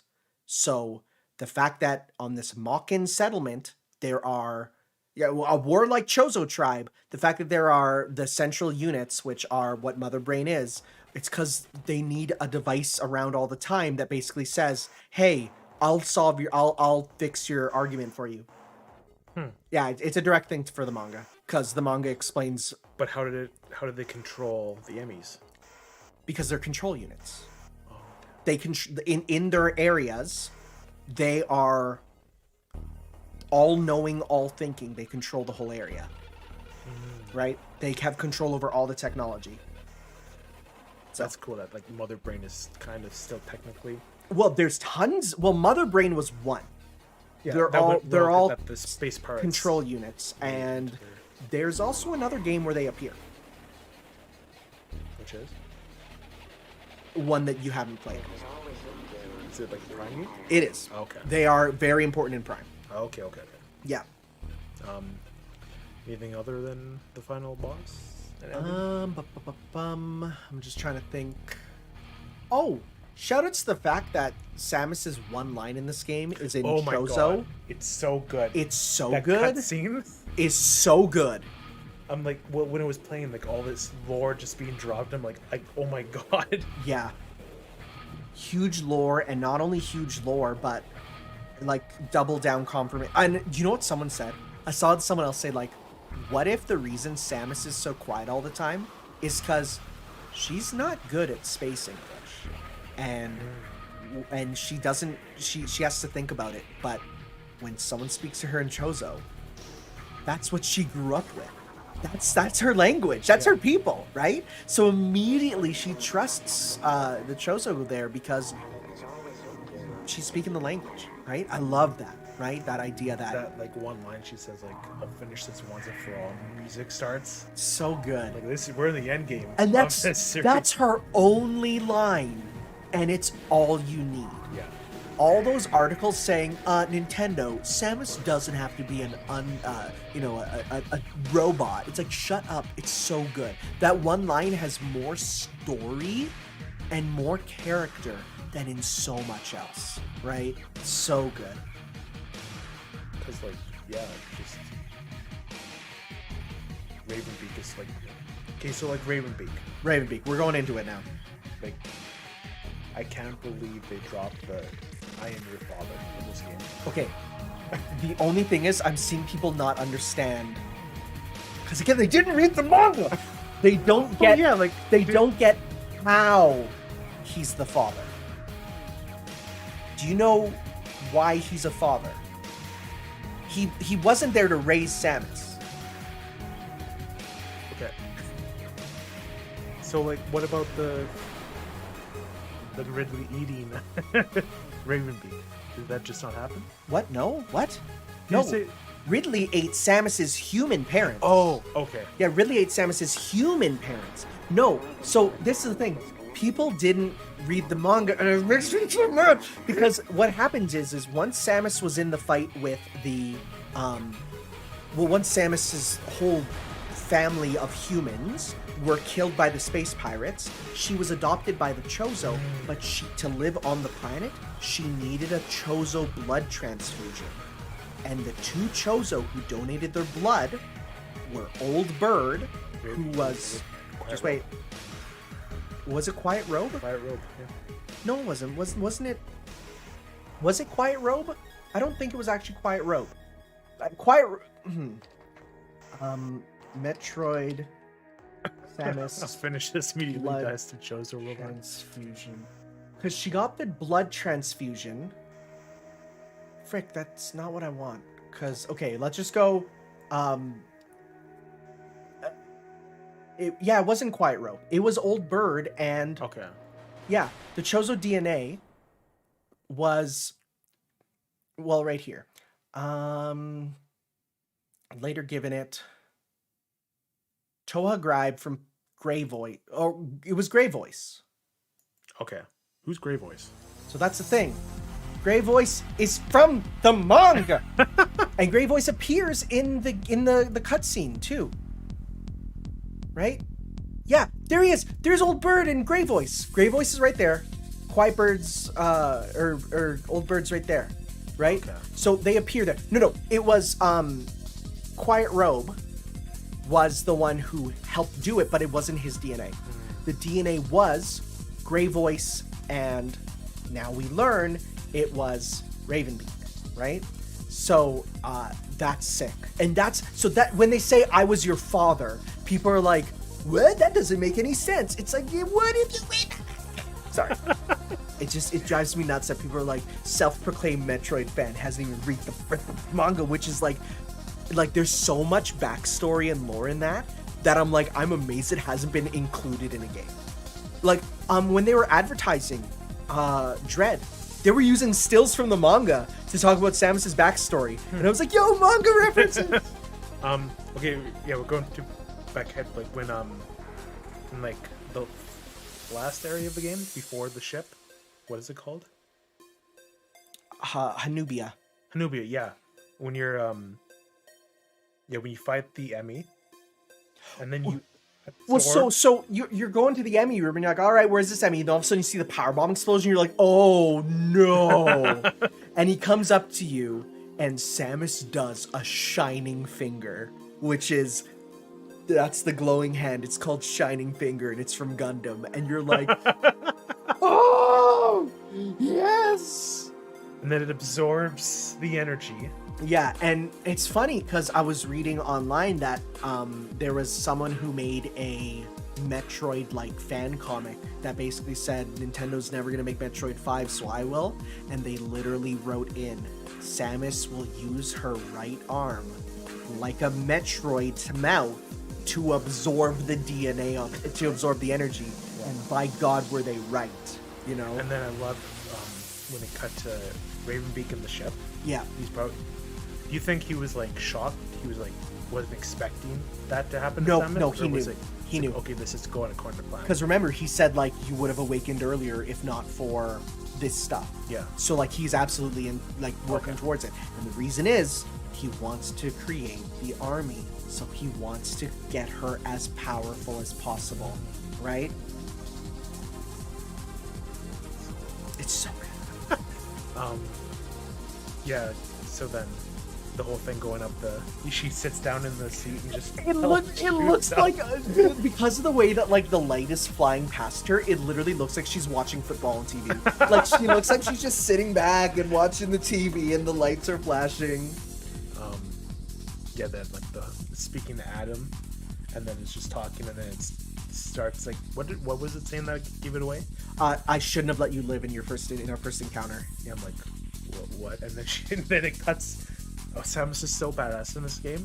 Oh my god, just the way she stands. Yeah. Oh, and by the way, if you let her idle, she does that stance. Really? When you just let down the controller, she drops her arms to the side and she does the stance. And you're like, you are the coolest. When you're fighting the experiment, she's just like, she's going to like open the door and she just like shoots him without even looking. So good. Like, you're so cool. Like they understand what makes Samus cool. Because at this point she's done everything. Oh yeah. The most experienced she's ever been. Yeah.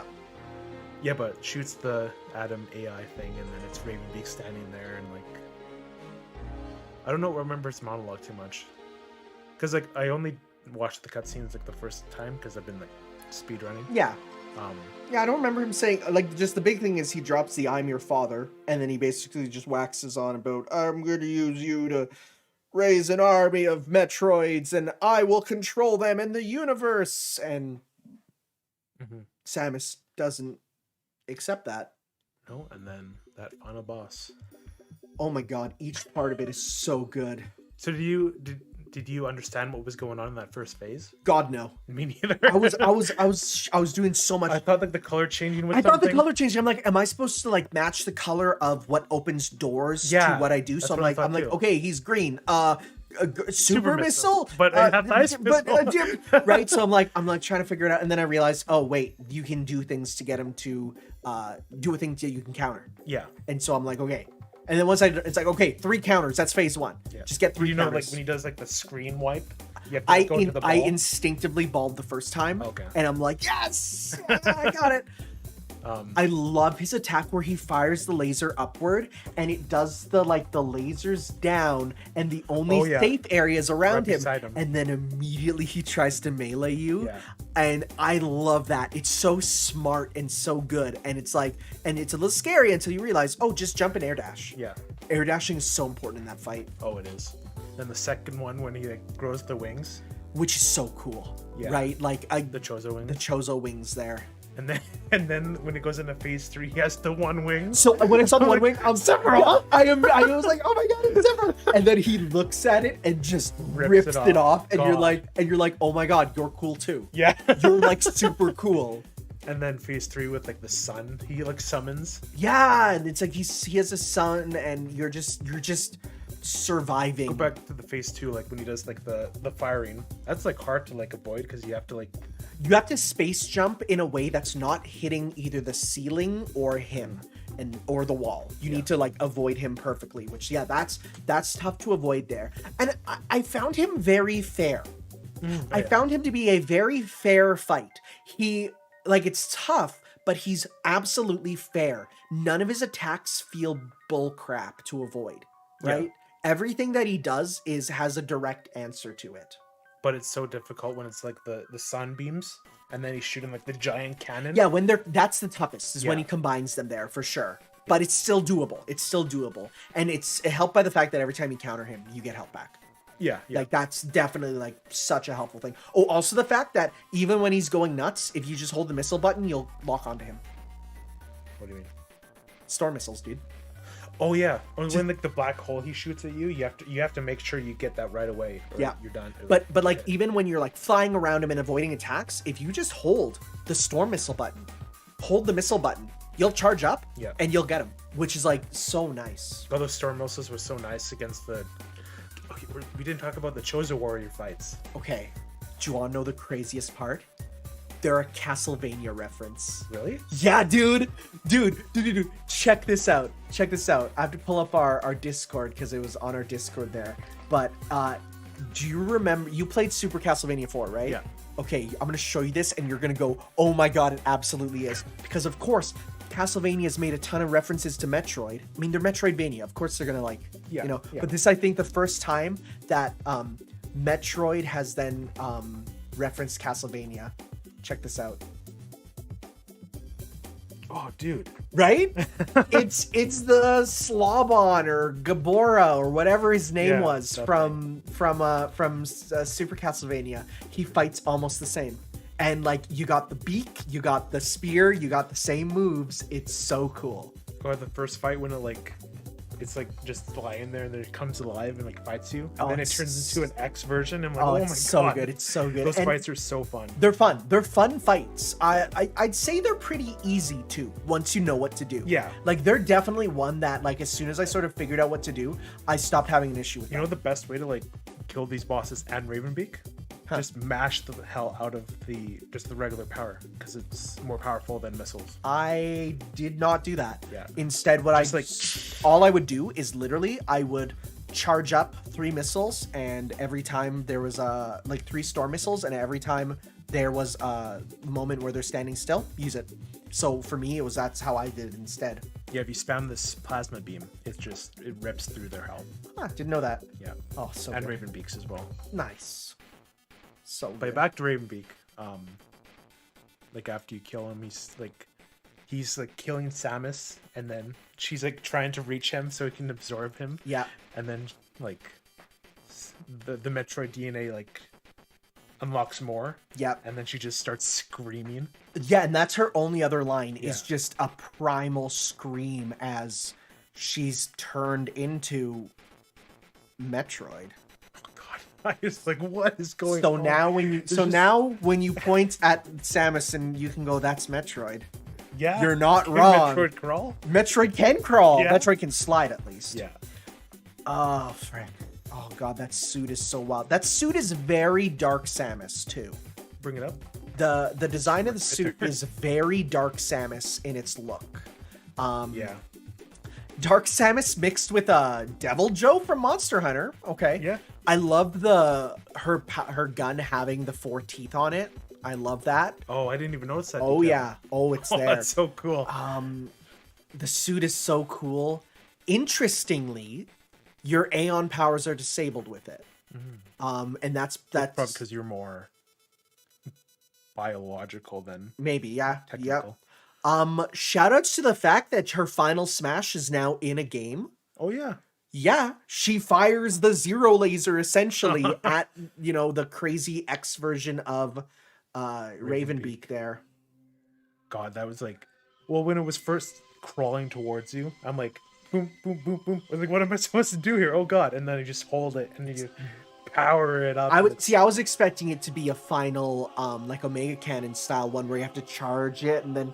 Yeah. But no, it's just no, hold it because you got the Hyper Beam, which of course is the weapon at the end of Super Metroid there. Yeah. Except instead of being a little pride laser, it's now screen wipe that Just you can death. you can literally run and go like with your arm up and down and just eradicate everything. Like all the X, just like wipe them right out. Everything's just gone. And I love the fact that you get this suit that is the most powerful broken thing ever. And it's so powerful that when you get to the ship, Adam's like, Oh, yeah. stop. Samus, you will literally destroy the ship if you touch it. And that's when you go like, oh, this is not a blessing. This is a curse. Yeah. This is the curse of the Metroid, right? Like Samus, until it gets under control, she cannot touch anything without ripping its life out of it. Like, holy crap. And then the X Quiet Rope shows up and Yeah. kind of summons itself over to her. And he does the bow again. Yeah. Which is actually, the bow is actually from Prime 2. Oh. There's a species from Prime 2 that were friends with the Chozo called the Luminoth. They're in it, and they do the exact same bow. So again, a nice little Prime Universe reference there. Yeah, the reason Prime stuff is probably just popping up in this game is because Prime 4. Oh, yeah, absolutely. I wouldn't be surprised if there was like Dread stuff in Prime 4.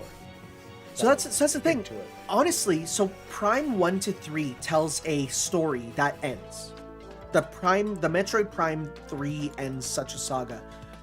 I think that Prime 4 could absolutely come after Dread. You think so? I think it could. It's so separate that it could kind of almost be anywhere. Like the only things that really tie it down are the existence of Ridley, if Ridley's alive or whatever, right? But I think that I want it to be post Dread. It feels like after Dread. Well, because this is the final game in the first story. It's called what they specifically say is this is the last story to explore the relationship between Samus and the Metroids. That's what it is. Of course, the series is still going to be called Metroid because now Samus is the Metroid, right? We went from the title of this series being the title of the bad guys to the title of the main character. That's so cool. It's so good. I always thought the power suit, it inherently very adaptable. fusion suit being part of organic, and then the Metroid DNA kicking in. Yeah, going from completely like normal to her actual being. The original, like her power suit was actually had many organic components already. Yeah, because it was created by Ravenbeak, or like by the Chozo. Yeah.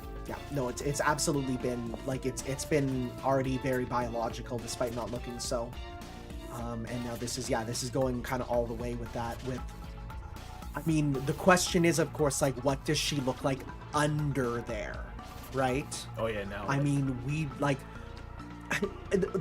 one of the failings of fusion, honestly, is when they say like, Samus, your DNA. Just wait. They're like, Samus, your DNA is now part human, part Chozo, part X, and part Metroid. Yeah. And they what they say is your appearance has even been altered. And when I heard that, I'm like, I wanted her to be showing signs of that on her body. And it's like, okay, when you die, you just look like regular Zero Suit Samus. Yeah. I'm like, come on. That is a cool death screen, though. The only time we see that is actually in Prime 3 when she has the phase-on stuff. You'll see that reflected in her physically in the reflections of her eyes. Oh. That's about it, right? But my mind is immediately like, what is she like under there, right? I want to know what she looks like under that suit under there. It would be so interesting if she is just and this shocked me. This is the only game where you do not get an ending where she takes off the suit. Period. There is no ending of her in the Zero Suit, right? And you actually can't die with this suit on. You have unlimited health. Oh, really? Yeah. If the timer runs out, it just shows the game over screen. So you can't even burst her out to see what it looks like. So it's like, what does she look like under there now? Well, it goes back to her like gravity suit after the X. It does, but I thought that was just. Like, how does that happen, by the way? Like, what's the? So yeah, that's how does it revert back? That's the question, right? There's the ending of this game raises a lot of questions. Once she gets the gray robe X.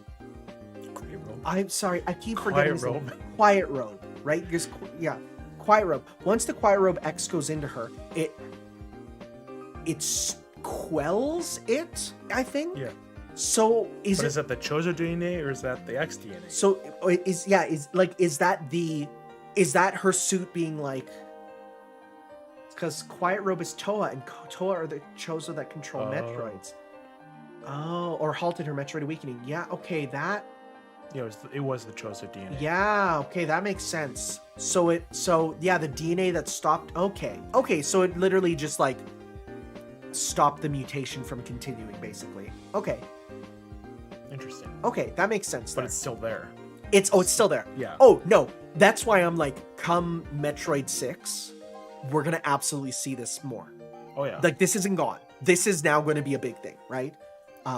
It brings me to mind ideas of like Metroid Prime 3 Corruption, where you have a form which is, okay, you're gonna mess yourself the frick up, but you'll be super powerful, right? And that's what it definitely gives me ideas of. And that's why part of me is like, I kind of hope that we go forward in time with Prime 4 to see her dealing with this, personally. So do you think, like, the X are still, like, a problem? Because they're all over the planet. Are they going to leave the planet? Doesn't the planet blow up? Oh, yeah, it does. It does. Because the ship crashes into it and it blows up. So pretty much everything's resolved. Space Pirates are dead. The X are dead. And the Metroids are dead. We'll have to see. Yeah, like, it has to be a completely new threat now. Yeah. Oh yeah, no. I think going forward, like, I think the X are done. The real Metroids are done. Yeah.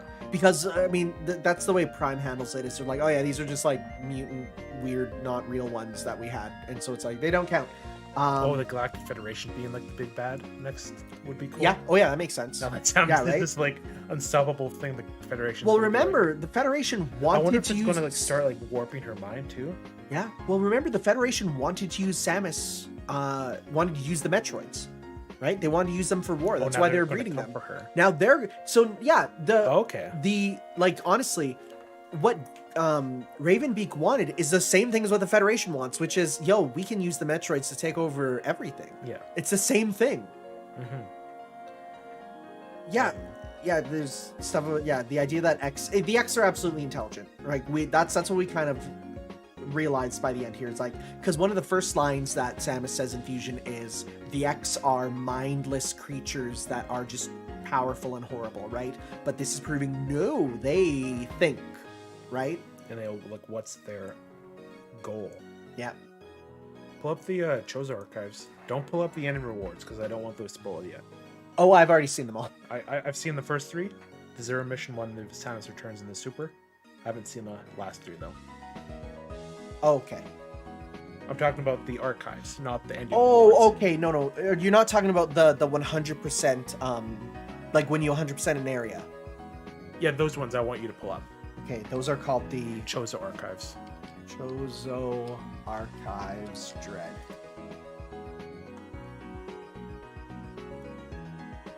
Okay. Yeah. Okay, so I looked at these and there's not a ton here. I felt like the first one you have Ravenbeak being he was the one that destroyed the first Emmy, and then this is him like getting control of them. So then this is them imprisoning Kraid, right? Because they wanted some way to probably control the space pirates, part of their mission. Quiet Robe doing experiments on the experiment. This one has them. That's the seashell creature. Is it? Yeah, that's a seashell creature that you fight. The water boss. So that's them throwing in probably the any of the Chozo there that aren't working with them. And again, notice there's no feathers on them. Yeah. Right? Those are naked Chozo. That's the experiment. No, that's the first boss. Oh, is it? Yeah, it's the first boss. Oh. Yeah, no, the experiment doesn't have the crazy sort of white jaw thing, right? Okay. So yeah, that's the first boss. It's just them putting away the first boss there. Not much other than I do like the tribal Chozo at the top. That's sick. This was the first time that's an an X parasite infused dude, and Ravenbeak's like, oh crap, I don't like that. So then this is, Ravenbeak's like, oh, this is what we're going to use the Emmy. Yeah, we're going to use the Emmy for this stuff. I like the little drawing of Samus there. I don't know why there's a drawing of Samus there. Well, to probably telling the... Is that Quiet Rope? Yeah. It's probably just telling them, like, we need Samus to extract her Metroid DNA using the Emmy. Okay, so this was brought up again. This Exalion Star Corporation, I feel like there's going to be something with them in the future. Maybe. The fact that their logo appears multiple times in the game makes me feel like it's more than just a world-building thing. That feels important to be shown twice. Then we got the gold dudes, which is the last of the Chozo dudes you fight. He's probably like the second in command from Ravenbeak. Yeah. Now that dude in the background there. Who's that? I don't know about that. The double-sided spear. That is something new. I never noticed that before. This was the first one I unlocked, so I was like, whoa, what is this? Yeah, so there's a dude in the background with a double-sided spear. And I don't think there's any enemies that have that in the game, so it's like, maybe there is a good Mockin who's betraying them or leaving. Because remember, that's right by the spaceport, right? So that makes me feel like maybe the sequel hook for this is, that's a good Mockin, and we're going to see more Mockin in the future, but this one is, betraying these guys. And then this art is incredible. This is the best art. Okay, if you have not when I saw this, like, if you haven't got the art if you haven't seen the art for it, it's the best thing ever. It's so good. You have everything on here. You even freaking have other M Adam. Like, I love how, like, Ravenbeak is, like, positioned to be, like, the main, like, the overall, like, main villain in, like, the series so far. Like, his whole plan was, like, building throughout the games. Oh, yeah. so good. Mother Brain looks so awesome. Mother Brain looks sick. Ridley. You got Kraid, Ridley, the Queen Metroid. You got the Zebesians. You got the Emmy. No X on this, which is interesting for sure. Right? You know, it just makes you think, because I would have thought in one of the Metroids that are somewhere there'd be an X there, but nope, guess not. And of course, that's her Samus Returns amiibo in pose. Yep. I can tell by the weird little Gatling guns on her shoulders. That's the big thing. So good. It's so good. When I got that, I'm like, yeah, wallpaper. it's so good. Yeah, that's going in the wallpaper folder. That's going right in there. I'm gonna put that in my wallpapers. Yep, that's added. Boom, bam. That's a good one. But yeah, that's the only, because the sequel hook last time was in the Chozo Memories. Yeah. So I think that one mock in there, or at least I think it's a mock, but that one thing in the background with the double-sided spear, that's, I think, the sequel hook. Yeah. Yeah. Not as confirmed, it feels. No. Like Ravenbeak felt very confirmed when so he was go back there. to the Samus Returns ones. Okay. Samus Returns Chozo Memories. Why? What's so important about those? Like so. Are you looking Not for this the one. Are you looking for the double-sided spear guy? Maybe. Let's see. Pictures are too small. Well, some of them, like this one appears in Dread, which is why it's so big, right? Some of them flash up in Dread. This one flashes up in Dread as well, right? You see them very quickly. This one also appears in Dread. That one doesn't. This one does. Yeah, there's no double-sided spear. Yeah, this one does as well. That's Ravenbeak there, isn't it? Oh yeah, that's him. Oh yeah, and he's hiding his arm cannon. Oh, he is. Yeah, he is. Oh yeah, no, that's him, and he's hiding his arm cannon. And then here he has his arm cannon visible, which is where it's meant to make you go, oh man. I remember when the screenshot first came out, when Samus Return came out, I'm like, this is very big. This is a very it's big deal. It's big for sure. I didn't remember that by the time I went to play it, but it's like, yeah, it's huge there. Okay. All right. Well, I'm very excited to move on from here and see what else there is. I'm hoping that we don't have to wait another 19 years. Oh, no. I think Mercury Steam, once they resolve the issues at that company that are happening right now. What issues? Oh, you didn't hear? No. Okay, both Prime and Dread have the problem of really great games with studios that had big problems, which is basically like stuff with like COVID bonuses not going through, and employees not getting their names in the credits because right. That, yeah. So I hope they resolve all that. I do. I think a good talking to by Daddy, Shigeru Miyamoto is all you need. Just a little stop by the office. Just a little, that would have to have him go to Brazil, which is going to be a bit difficult, but yeah. No, I think going forward, these guys are going to be the 2D Metroid team. I'm excited to see where we go for Prime 4. There's still sequel hooks that are left hanging for the Prime series that make you go, because Still waiting for that Prime trilogy to come on Switch. Because Prime 3 ended with a sequel hook that showed a character from Hunters. Then Federation Force followed up on that sequel hook with showing him, but him stealing something, and then that's it. And you're like, oh, what's going on? So, I'm definitely going to, once we get the first stuff for Prime 4, I'm thinking of doing a full Prime series playthrough like I did here. As well. I will probably play 1 and 2 GameCube but HD through Dolphin. And then I don't know what I'm going to do for Corruption, because there's a mouse and keyboard mod, which I might play. I don't want to use the Wii Remote. Honestly. No. Because there's no regular control mod for it, but there is a mouse and keyboard one, and I would probably play that. So we'll have to see. Yeah, Prime Trilogy, I'm going to say is 100% happening on Switch.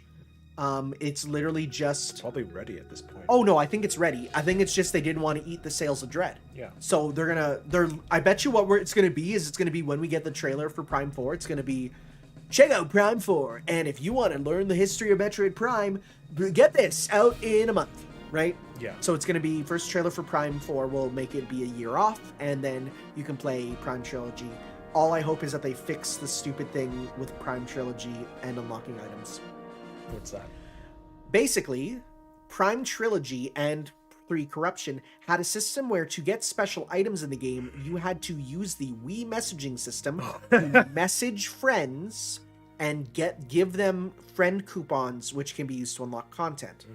Here's the problem. You could only do Prime 3 to Prime 3 and Trilogy to Trilogy, meaning you couldn't do Trilogy to Prime 3 or vice versa. And now that the Wii is done with its online, you can't get lots of stuff.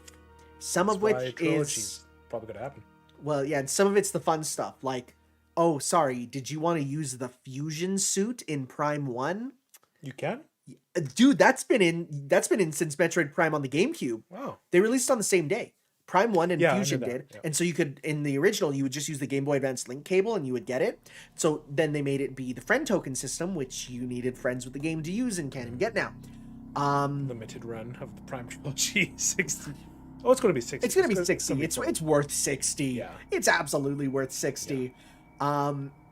Then the other thing was Dread worth 60 since it was a 2D game? Yes. Oh my god, yes. So what did David Jaffe say about the... Because I heard about it, I didn't really like look into it. Okay, so there's a room that he got stuck in. And he started...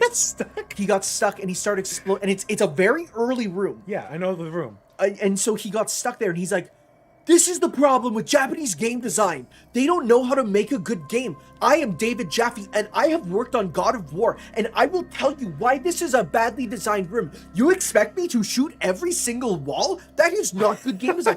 And so not only have people done a compilation of 100 YouTubers without blinking shooting and going up there. Like, because you see the enemy above. There's an enemy. Even like, that's what I was going to bring up earlier. It's that like the blocks you can destroy, they have like little outlines that are like, oh yeah, kind of it's subtle. out. It's subtle. Yeah, it's subtle, but it's there. But like even still, there's an enemy above it. Your natural thing to do would be to shoot it because you see an enemy and you shoot it and you will miss and you will hit that block and you will go up there. There's hundreds of YouTubers who've done it, but but here's the thing: David Jaffe has a YouTube channel where he literally posts like Japanese developer triggered over Western game designs. And like, he's a horrible, horrible YouTube gremlin. And everyone's like, oh, you're just kind of horrible now. And so like, people are like, dude, you're wrong. It's great game design. You naturally want to shoot up there because there's enemies up there. He even charges at you, even though you're through a platform and he can't hit you, but you want to do something to avoid it. Like, people have broken down why he's wrong. And he's like, no, you guys just eat up any Japanese game because you're cucks. And I'm David Jaffe, and I failed at making Twisted Metal on the PS3, so I know what I'm doing. And everyone's like, you're so stupid. You're so wrong. You just don't get it. Oh, God. Well, that's that then. That's that. Any final thoughts before we go? What you looking forward to playing next now that you've done that? What's on your radar? Not Metroid. I'm still playing Metroid. I'm getting the ending rewards, all of them. Wow. Yeah, no, I just went to Google and I looked at them because I knew I wasn't. Oh, speedrunning is so fun in that game. I had such trouble with some of the shine sparking stuff that I'm like, I'm not gonna. I accidentally wiped my 100% save file. How? Well, like when I first did the speed run, I'm like, well, don't feel like I'm doing as well as I could. So I went to the main menu and without even thinking, I'm like, okay, delete the save and start again instead of hitting the new game. So like I wiped everything. I'm like, wait. But I got it back super quickly. Okay. Yeah. Other games. What else are you looking forward to? God. What else? I don't know what's next. I was probably just going to go through the Kingdom Hearts games. Oh, right. Yeah, you got to do that still. Yeah. Those are really fun. Those are really good games. There's nothing like... I want to get the new Mario Party because that's I hear it's really good. It's like the best one. Yep. It's bleh. If those DLC leaks are true, then that's Nintendo learned their lesson. Like that'd be really interesting. Yeah, because everyone was like, "Come on, there's only 5. There's only how many boards? Like, we want more." And so the fact that there's room in the game code for more, it's like, okay. You think they'll do like future games, or they'll stick to like the N64 ones? I think they'll do, because there's only 3 more slots for them. I think they'll do 1 from each. Okay. 1 from 1, 1 from 2, 1 from 3. Oh, okay, that's understandable. What else is like? Well, Pokemon coming out in November. Mm-hmm. Interested for that. It's what about cautiously Shin Megami Tensei 3, 5, 5. 3. 3's out. 3. That's actually what I'm playing now. I started 3. Okay. But how 5?